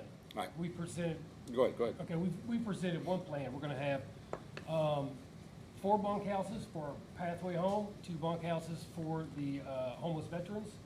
Each person that comes into our program is, we do an assessment and a vetting process that excludes 3 major crimes. Y'all talked about sexual crimes. The 3 major crimes that we do background checks for is any sexual crime, violent crimes, or arson. Those 3 crimes automatically exclude anybody from coming to our program. And don't get us wrong, we will find them a place to go. We're Right, not thank- just gonna shove them back out on the street. Right. Anybody that leaves, No, go ahead. I just want to kind of continue this going. Faith had a question for you I guys. have a question, Emily. So let's get back to the thing here. I mean, what really is happening? This is a subdivision that gets flooded. We've seen pictures. What are y'all gonna do about the flooding? I'll let Nathan speak. He's with Rendell Scott and Jen. Because I'm gonna tell you, like Sharon said, and there's several council members that have lived in Shepherdsville for years, and retention ponds don't get it. Yeah. I'll let Nathan speak. Yeah, so there's been a lot of terms thrown around, a lot of things, detention, retention, floodplain, all that. So one, a retention pond and a detention pond, 2 completely separate things. Retention pond retains, has water all the time, think a pond. Detention pond detains, slowly releases. What we plan on doing here is it's a combination. It's going to be a detention and a compensation basin. So when we went through the planning commission, Jeremy Kubek is representative for Shepherdsville Planning Commission. He's an engineer at Gresham Smith. I've known Jeremy for a few years now, worked with him on a few different projects. He's like I said, a professional engineer, and so he and I both went back and forth on the planning commission explaining this. So we will have to raise the new buildings that we're putting in, we will have to raise those out of the floodplain. So what's the buildings surrounding from? So with that, what we're doing is every foot that we're raising out of the floodplain, we're digging a compensation for 1.5 feet. So in theory, and there's a ton of calculations, I'm not an engineer, I'm a project manager and landscape architect at the engineering firm and a planner. There's a ton of calculations that are gonna have to be done. They're gonna have to be reviewed by the city engineer to make sure they work. We're gonna have to get a notice of intent through the state. We're gonna have to go through the Kentucky Division of Water. We're gonna have to have an amendment through FEMA, a letter of map revision or a letter of map amendment, depending on which category it is. So there's gonna be a ton of people that are gonna have to review these calculations to make sure that for every foot of fill we put in the floodplain to raise those out, that we're adequately providing that 1.5 foot of compensation in there. In addition to that, what we're gonna have to do is detention. So there's gonna be pre-developed, so what's there now for impervious area, and then post-developed, what's gonna be there for impervious area. So your parking lot, your buildings, sidewalks, all that. So there's calculations that we're gonna do for that detention that's also gonna be in there. So this pond's gonna be, or not pond, this basin is gonna be very oversized. On top of that, you have calculations for your pre-peak flow and your post-peak flow. What that is how much water is running off of the site as it rains. What Jeremy had us put in at Planning Commission was that we're actually going to reduce that peak flow to 75% of what's flowing off now. So all this water is going to gather in this, basically this hole we're digging, and it's going to be slowly released. So the way that it's intended to work and the way that we'll have to prove with our calculations is that we're reducing what's going into the road, what's going into the road at one time or going into the outlet at one time. So that means that we're not going to be contributing any to the flooding in the area. I can't say that we're going to be improving the flooding in the area because we're not doing grading off of our property. You know, we're not doing grading in the Salt River, things like that. Anything coming onto our side, though, we'll have to pick up. We can't block it. If it's flowing onto our side, we're not just gonna build a berm there and block it and keep it off. If it's flowing there naturally, we have to account for that with all of those pipes, with all the detention, all those calculations. So, in a nutshell, that's what we're gonna be doing. So there's a ton of calculations that we've not done yet, but we've committed to, like I said, because Jeremy's on planning commission, a professional engineer that we committed to, and then we'll have to be able to prove to the Kentucky Division of Water, to FEMA, and then to the county engineer, or the city engineer for that. So with the basins, are they gonna have, retention basins, are they gonna have fencing around them? They typically do not, because they No, don't hold there's a lot water of kids all in the that time. area. Yeah, That's they the- typically do the not. property will be That's a fenced. problem. The But- property will be fenced. Okay. But like to Nathan's point, we're gonna have a bunch of flooding and drainage requirements already, but Jeremy added 2 additional restrictions to this project to address the flooding concerns in the area. Yeah, so- That are above what we typically would have to do. So what if FEMA doesn't approve this? If FEMA doesn't approve it, if the city engineer doesn't approve it, we can't build it with those stipulations. We gotta figure out a way to make it work, or we have to come up with a new plan and go back before planning commission, potentially come back before you guys. But we have to make sure that those calculations work with those stipulations. Yeah, city won't sign off on it, but the city engineer, like we had, we. That should have been looked at beforehand. Well, what they, Typically- no, what they're doing right now, and this is the process, they have to just be approved for the development. Then there's a whole lot of stages, like the whole thing with the 644. It's the way the process goes, that you've got to at least get approved for that. That doesn't mean anything. It means, yes, you got an opportunity to build it, that doesn't mean you get to build it. Yeah, It that- just means now you have another process. That's a very long process that we normally do at the end, and that's common throughout the region. We do work, throughout Kentucky, throughout southern Indiana, kind of this first preliminary planning and entitlements portion. But as Emily mentioned, Bullitt County, I believe, is a 1-to-1. So if you fill 1 foot into the floodplain, you cut 1 foot out of the floodplain, and we've agreed to, if we fill 1 foot, take out 1.5 feet. And I just do want to note, because I know there's a lot of, Louisville this, or you guys are in Louisville. I am a Bullitt County resident. I'm not a Shepherdsville resident. I'm a Bullitt County resident. I live in Hillview. I've done a ton of projects in Hillview. I've done projects in Shepherdsville. Unfortunately, haven't came before council a lot because I've not done a ton of rezonings in Shepherdsville. But so I do have some skin in the game here, and do want to make sure that I'm doing right, because even though I'm not Shepherdsville, I'm Bullitt County, and it's my community as well. So. All right, yes.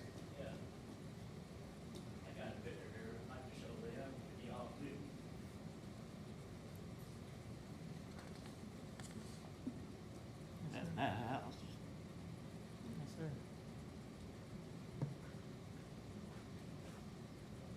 It's your house.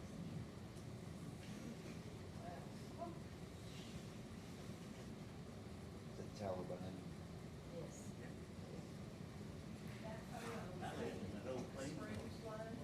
And the spring flood. But the 1997 flood. 97, the worst. Okay, so when was this taken? Okay. Like Mr. So this is a Holbrook said, picture of your house the located threshold on the has street. risen I'm just gonna say this for the quite a record. bit. 480, Like, remember the 480C, so you Yeah. turn it right to the. At Salt River and 480C. Buckman. Hey, guys, can we Hang not on. talk, please? Hang on. I'm trying to record this for the record, because one day we're gonna look back at a video and no one's gonna know what this picture is of, and it might be important. So this is of his property flooded this year in the spring, and it's kind of at the corner of 480C, right? And it's where the big warehouse, it's houses in front of that large warehouse that's on there. And I just want to state that so that we have a clear record down the road should we need that. Right, that was this year. That was this year? Yeah, that was this year. Yeah. Just Was that in the April Yes. flooding? Yeah. Just one more thing I wanted to say on that. One of the things that was mentioned was it will be a town of detention basins or retention basins. That's become standard practice throughout development, period. Not just in Bullitt County, not just in Jefferson County, not in Kentucky alone. But because development happened for so long without doing the calculations of impervious area, pre versus post, without doing detention, that's why flooding has persisted throughout the country. So that's now why detention basins are standard practice on newer development, and why they're required both in Shepherdsville and Hillview and Jefferson County and throughout the region and the country. So the hope is, and the goal is, to prevent any additional flooding, but the reason floods have gotten bad as developments occurred through the years just because there was no attention to that detail. And Faith, to answer, so on the flooding, I know Jeremy stated it, about the fact that this would be less of an impact, and he didn't really state how. But one of those lots, I think it's 5.5 acres, the future use is medium density, which could potentially mean 44 homes could be built on that 5.5 acres. So when Jeremy says it's less of an impact, this plan, than that, that's what he was referring to, even though he didn't quite state it, because that is what the future use for that lot calls for, is medium density, which could potentially be as much as 44 homes. I'm not saying that could happen, but I just want, that's part of his thought process was 44 homes is going to be considerably more traffic, more potential flooding, more all of that than what this proposal was. And Bonnie, to address your concern of not liking it B1, I know that they just voted to hire a company to work with the text regulations. That's their next plan. When that happens, if this property decides like, okay, it should be rezoned whatever because it's got this type of housing, the city could, and we could even ask Emily, but the city could say, hey, we want this property to be rezoned to fit that text regulation now. So that would address down the road that, and somebody had concerns about restrictions. These restrictions would be in place. The city actually has everyone sign a restriction agreement that gets filed with the title.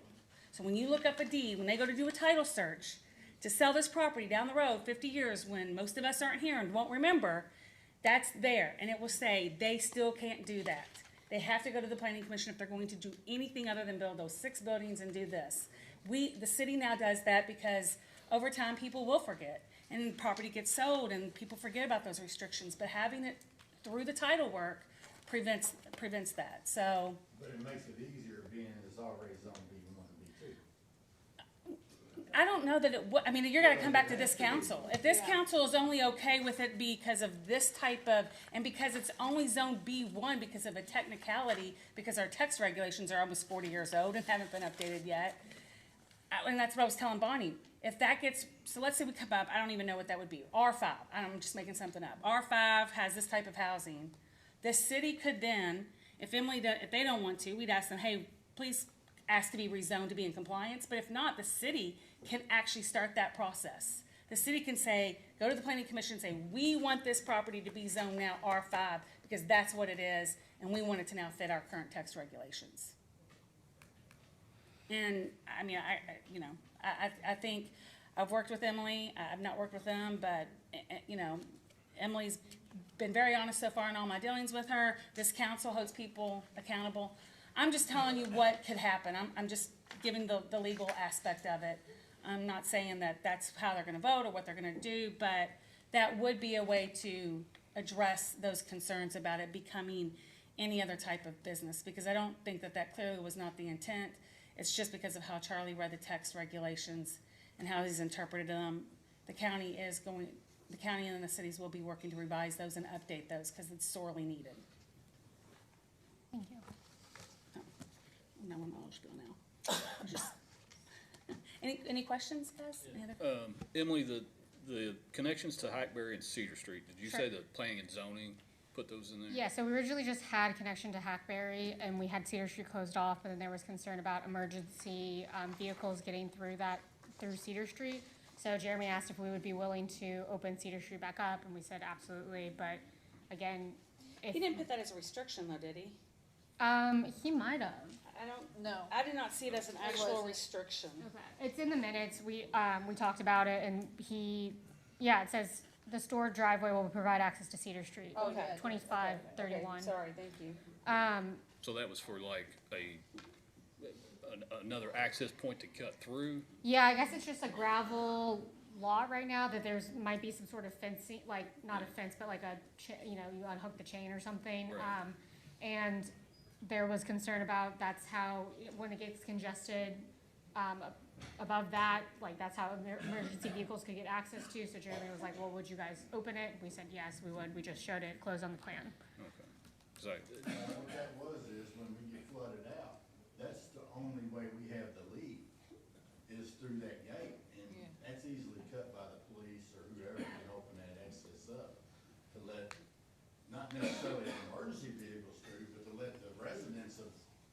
whole neighborhood to get through Sure. because 61 tunnels closed off, 61 by VFW is closed off by his But we- place. Cedar Grove Road and Charles Hamilton's closed Yeah. off. So if this was built, that having that access point would be a benefit to you to If be able it's to. closed off, we can't have traffic coming down it. Right. So we can't have it both ways. We can't have it open and Right. You'd they'd want be conditional concerned about the access. traffic, but we can't have it closed and then If it could be concerned about access if it points. could be the same, yeah, like remove, like for emergency access to get out for flooding or. Right, as long as it was anything like that. closed normally, but, Close to through traffic. yeah. Emily, could you all not keep that area the same? We're happy to, Right, we're, right. we're very, open to the access if we wanna put signs that say, emergency vehicles only. we And could kind do of that. keep a chain up there? Yeah, but from what I understand, Cedar Street is a public road. So, we'd work with you all on those signs. So why was, okay, so they wanted Cedar Street to be opened as well. Why was we opening up Hackberry? Hackberry was always provided as an access point, so again, happy to close that if you guys find that that's a concern for you all.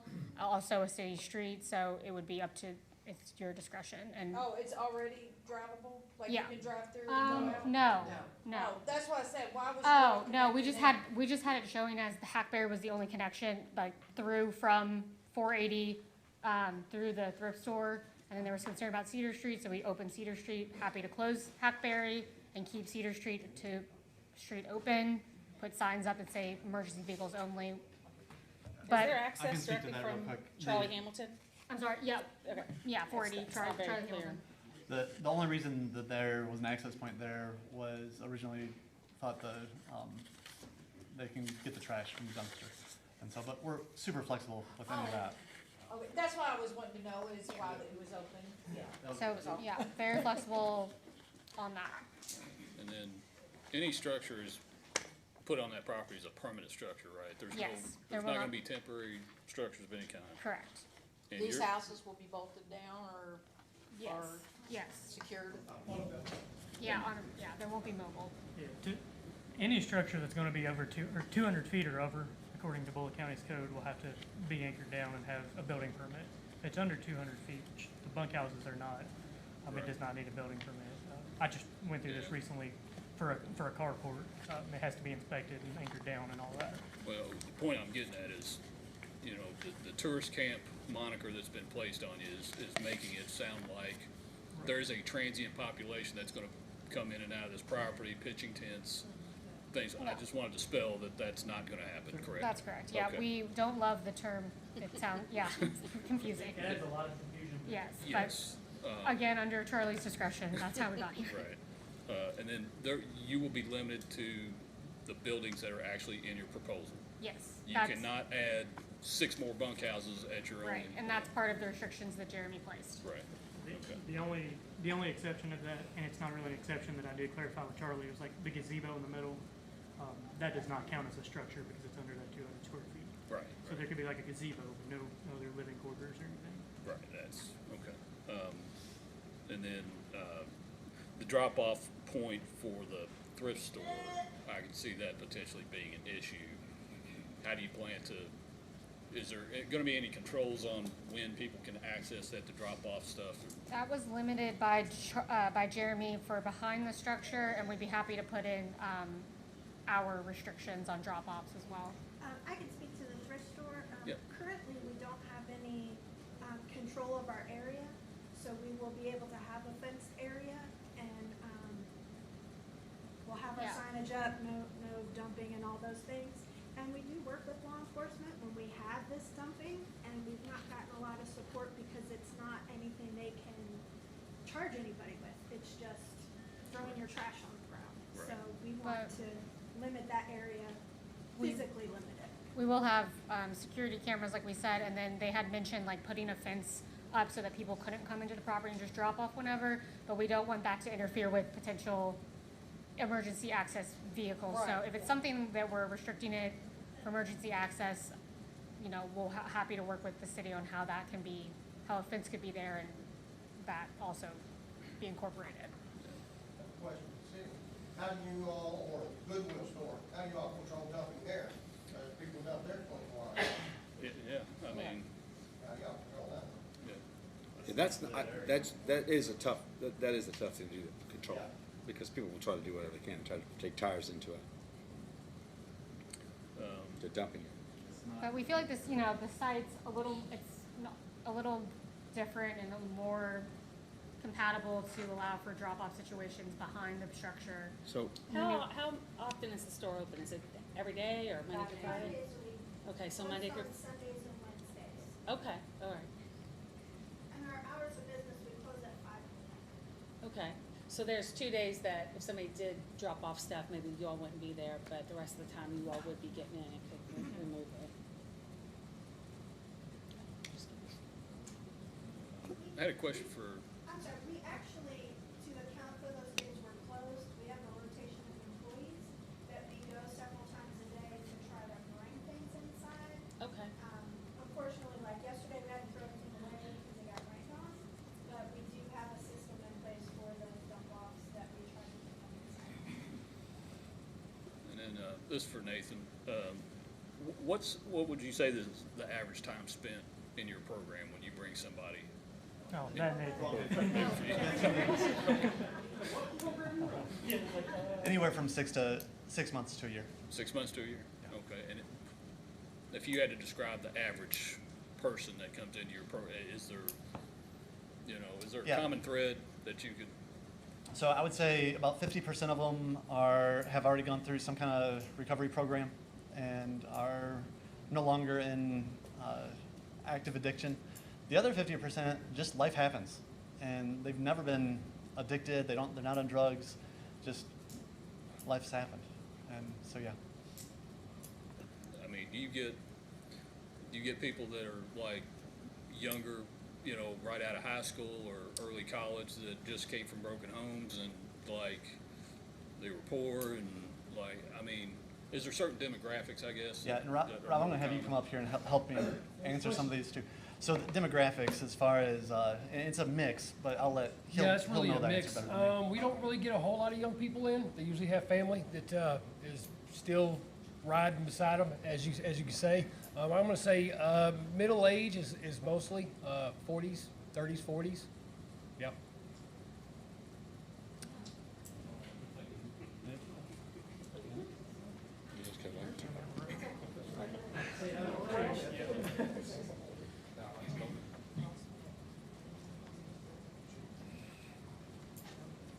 Any other questions at this point?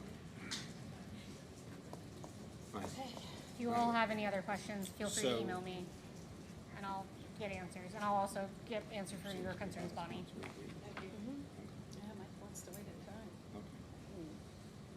So at this point, they have a sponsor for this ordinance. They are actually going to read it tonight. Okay, and Catherine's going to read it. I think it's 2 of them. All right, we'll get that down. Emily, I want to Mike, make sure. you still want to do the first reading tonight, right? Yeah, they've agreed to that. I've got a question. Hit your button, please. Now you did. There you go.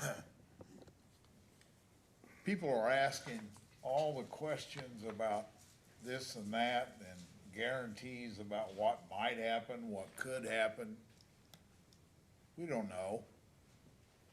This is human nature. I do know this. Some years ago, and this was probably back in 2019, if not sooner than that.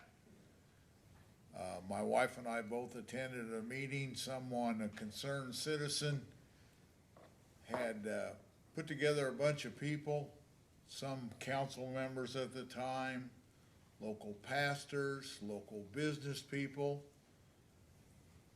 and her main objective was, it was getting cold. And they had people, homeless people, living down on a river. And she thought it would be a very good thing if we could just get them in some place where they were warm. That was it. Just get them in some place where there was warm. I can only speak for me. If I had to live outside or inside and sleep on a concrete floor where it was warm, I think I'd choose the warm concrete floor myself. But not everybody thinks the same way I do. But we went through that meeting, and somebody says, well, some of them got animals. What about those? Well, what are they gonna sleep on? Can we get some cots? Can we do this? Can we do that? How about a meal? Can we fix them a meal? The whole intent was to get these people in where it was warm. And because of all the restrictions and concerns that people put on it, it failed. And I know this for a fact. Harry Cook and Mark 12 and Mercy Hill Church stepped up, provided the shelter that was needed, and was able to provide some of the other amenities there. And ever since that night, their program of a white flag has been a success wherever it is. And there's not a doubt in my mind that they will be successful in this.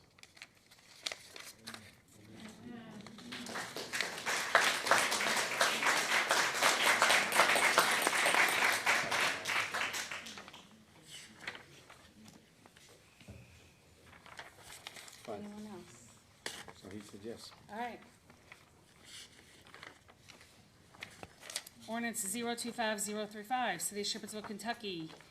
An ordinance amending the Bullitt County City zoning order and the Bullitt County City zoning map as amended, changing the zoning of 0.982 acres more or less located at 632 Old Preston Highway South in the City of Shepherdsville, Bullitt County, Kentucky, also known as parcel 037-000-0015 from AG Agricultural to B1 Highway Business, sponsored by Councilmember Mike Hibbert. Summary, Section 1 sets forth that the Bullitt County Joint Planning Commission held a public hearing on August 14th, 2025, docket number 2025Z-29, and recommended that the Bullitt County City zoning order and the Bullitt County City zoning map be amended to change the zoning of approximately 0.982 acres located at 632 Old Preston Highway South, also known as parcel 037-000-00015, hereinafter subject property, from AG Agricultural to B1 Highway Business. Section 2 sets forth that the City Council had a public hearing on September 22nd, 2025.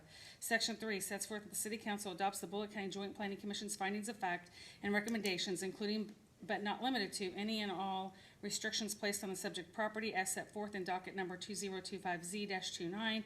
Section 4 sets forth that the Bullitt County City zoning order and the Bullitt County City zoning map are hereby amended to change the zoning of the subject property from AG Agricultural to B1 Highway Business with restrictions. Section 5 sets forth the severability clause. Section 6 sets forth the repeal of prior ordinances in conflict with this ordinance. Section 7 sets forth the publication requirement.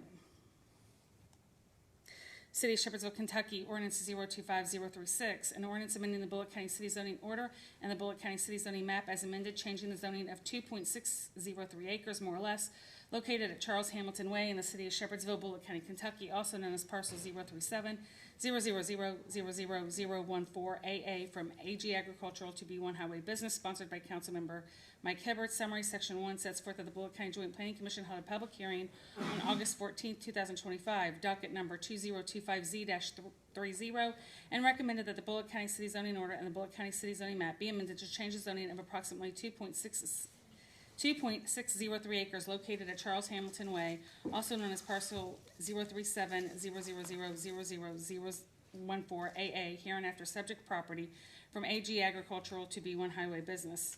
Section 2 sets forth that the City Council had a public hearing on September 22nd, 2025. Section 3 sets forth that the City Council adopts the Bullitt County Joint Planning Commission's findings of fact and recommendations, including but not limited to any and all restrictions placed on the subject property as set forth in docket number 2025Z-30. Section 4 sets forth that the Bullitt County City zoning order and the Bullitt County City zoning map are hereby amended to change the zoning of the subject property from AG Agricultural to B1 Highway Business. Section 5 sets forth the severability clause. Section 6 sets forth the repeal of prior ordinances in conflict with this ordinance. Section 7 sets forth the publication requirement. City of Shepherdsville, Kentucky, ordinance 025037, an ordinance amending the Bullitt County City zoning order and the Bullitt County City zoning map as amended, changing the zoning of 2.94 acres more or less located at Charles Hamilton Way in the City of Shepherdsville, Bullitt County, Kentucky, also known as parcel 03700000014AA, from AG Agricultural to B2 Central Business. Sponsored by Councilmember Mike Hemmard. Summary, Section 1 sets forth that the Bullitt County Joint Planning Commission held a public hearing on August 14th, 2025, docket number 2025Z-31, and recommended that the Bullitt County City zoning order and the Bullitt County City zoning map be amended to change the zoning of approximately 2.94 acres located at Charles Hamilton Way, also known as parcels 037000014A, hereinafter subject property, from AG Agricultural to B2 Central Business. Section 2 sets forth that the City Council had a public hearing on September 22nd, 2025. Section 3 sets forth that the City Council adopts the Bullitt County Joint Planning Commission's findings of fact and recommendations, including but not limited to any and all restrictions placed on the subject property as set forth in docket number 2025Z-31. Section 4 sets forth that the Bullitt County City zoning order and the Bullitt County City zoning map are hereby amended to change the zoning of the subject property from AG Agricultural to B2 Central Business with restrictions. Section 5 sets forth the severability clause. Section 6 sets forth the repeal of prior ordinances in conflict with this ordinance. Section 7 sets forth the publication requirement. All right, so we had our first reading on that. Our second reading on this will be on our next meeting, which is October the 13th, I believe. Yeah, I think it's Yes. right. Okay, so we're gonna have it there. Now, what I'd like to do, encourage all this. I hear the concerns, and I tell you, and the same thing with, obviously, with the testimonies. We appreciate everybody being here.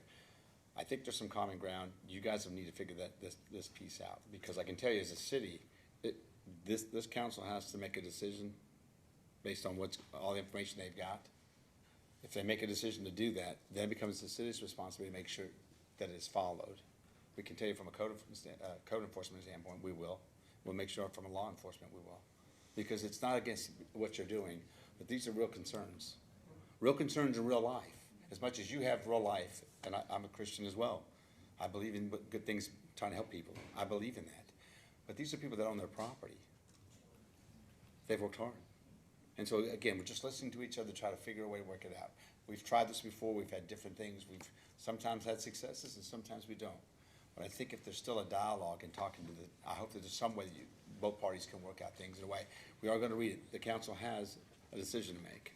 All right, so I want to make sure that at least everybody keeps talking to each other, finding ways to at least answer some of the questions that maybe didn't get answered today.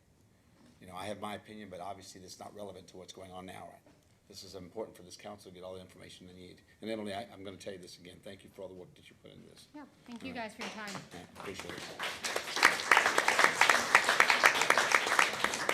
All right, let's open at our agenda. That's what's going on. All right.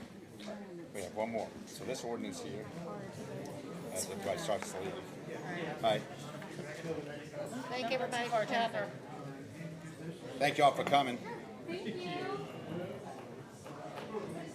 We'll wait till, just give them a couple minutes, council.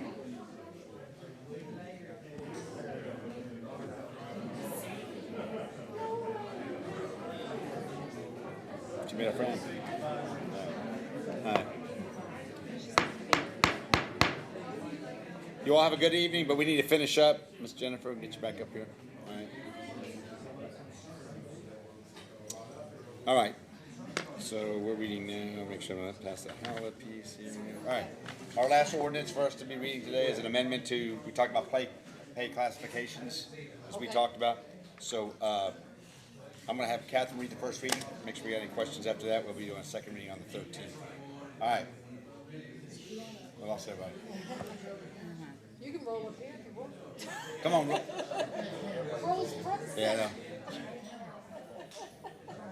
We're not done yet, but you guys go. Come on up here. Yes? Yeah, I really appreciate Terry being here. That was a lot for her to be here. All right, ready to go? Miss Catherine? City of Shepherdsville, Kentucky, ordinance 025038, an ordinance amending ordinance 025013 related to a personnel and pay rate classification plan for city employees and non-elected city officers for the City of Shepherdsville, Bullitt County, Kentucky, sponsored by Councilmember Bonnie Enlow. Summary, Section 1 sets forth that ordinance 025013 is amended as set forth herein. Section 2 sets forth that Section 3 is amended to authorize the Public Works Department to have one full-time employee for the position of Parks and Recreation Assistant Director. Section 3 sets forth a severability clause. Section 4 sets forth the repeal of prior ordinances in conflict with this ordinance. Section 5 sets forth the publication requirement. I know we discussed this already, but basically all we're doing is we're shifting the employee right now. If there's any other budgetary things we do with this, we're obviously gonna get with you guys. I did mention to you all. This just moves the money. Yeah, we're just moving Scotty, we're just moving Scotty over to Parks Rec. But to it ma- stays under public Yeah, yeah, works, so 'cause- it's not moving. It's not even moving, but we wanted to make sure that we officially move somebody into a different position for you all to make sure, we made a commitment to you guys if Because we you all did had anything. 0, so they could not hire somebody Yeah. without the 1. That was the commitment we made as, from an administration standpoint, to make sure you guys get that. So we got that taken care of. All right, planning and zoning, we're not gonna have anything on here. Board of Adjustments, we don't. Department heads, just go away. Jody, what's the score in the, what's the score in the game? What's the score in the game? 14-14. Oh, it's gonna be a tough game. Hey, have a good one. All right. See you in 2 weeks. All right, yep. It's almost 3 weeks, that's 21 days.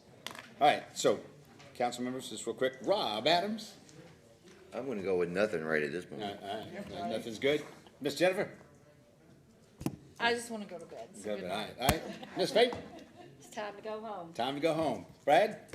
I'll save it for next time. Mike Hibbert?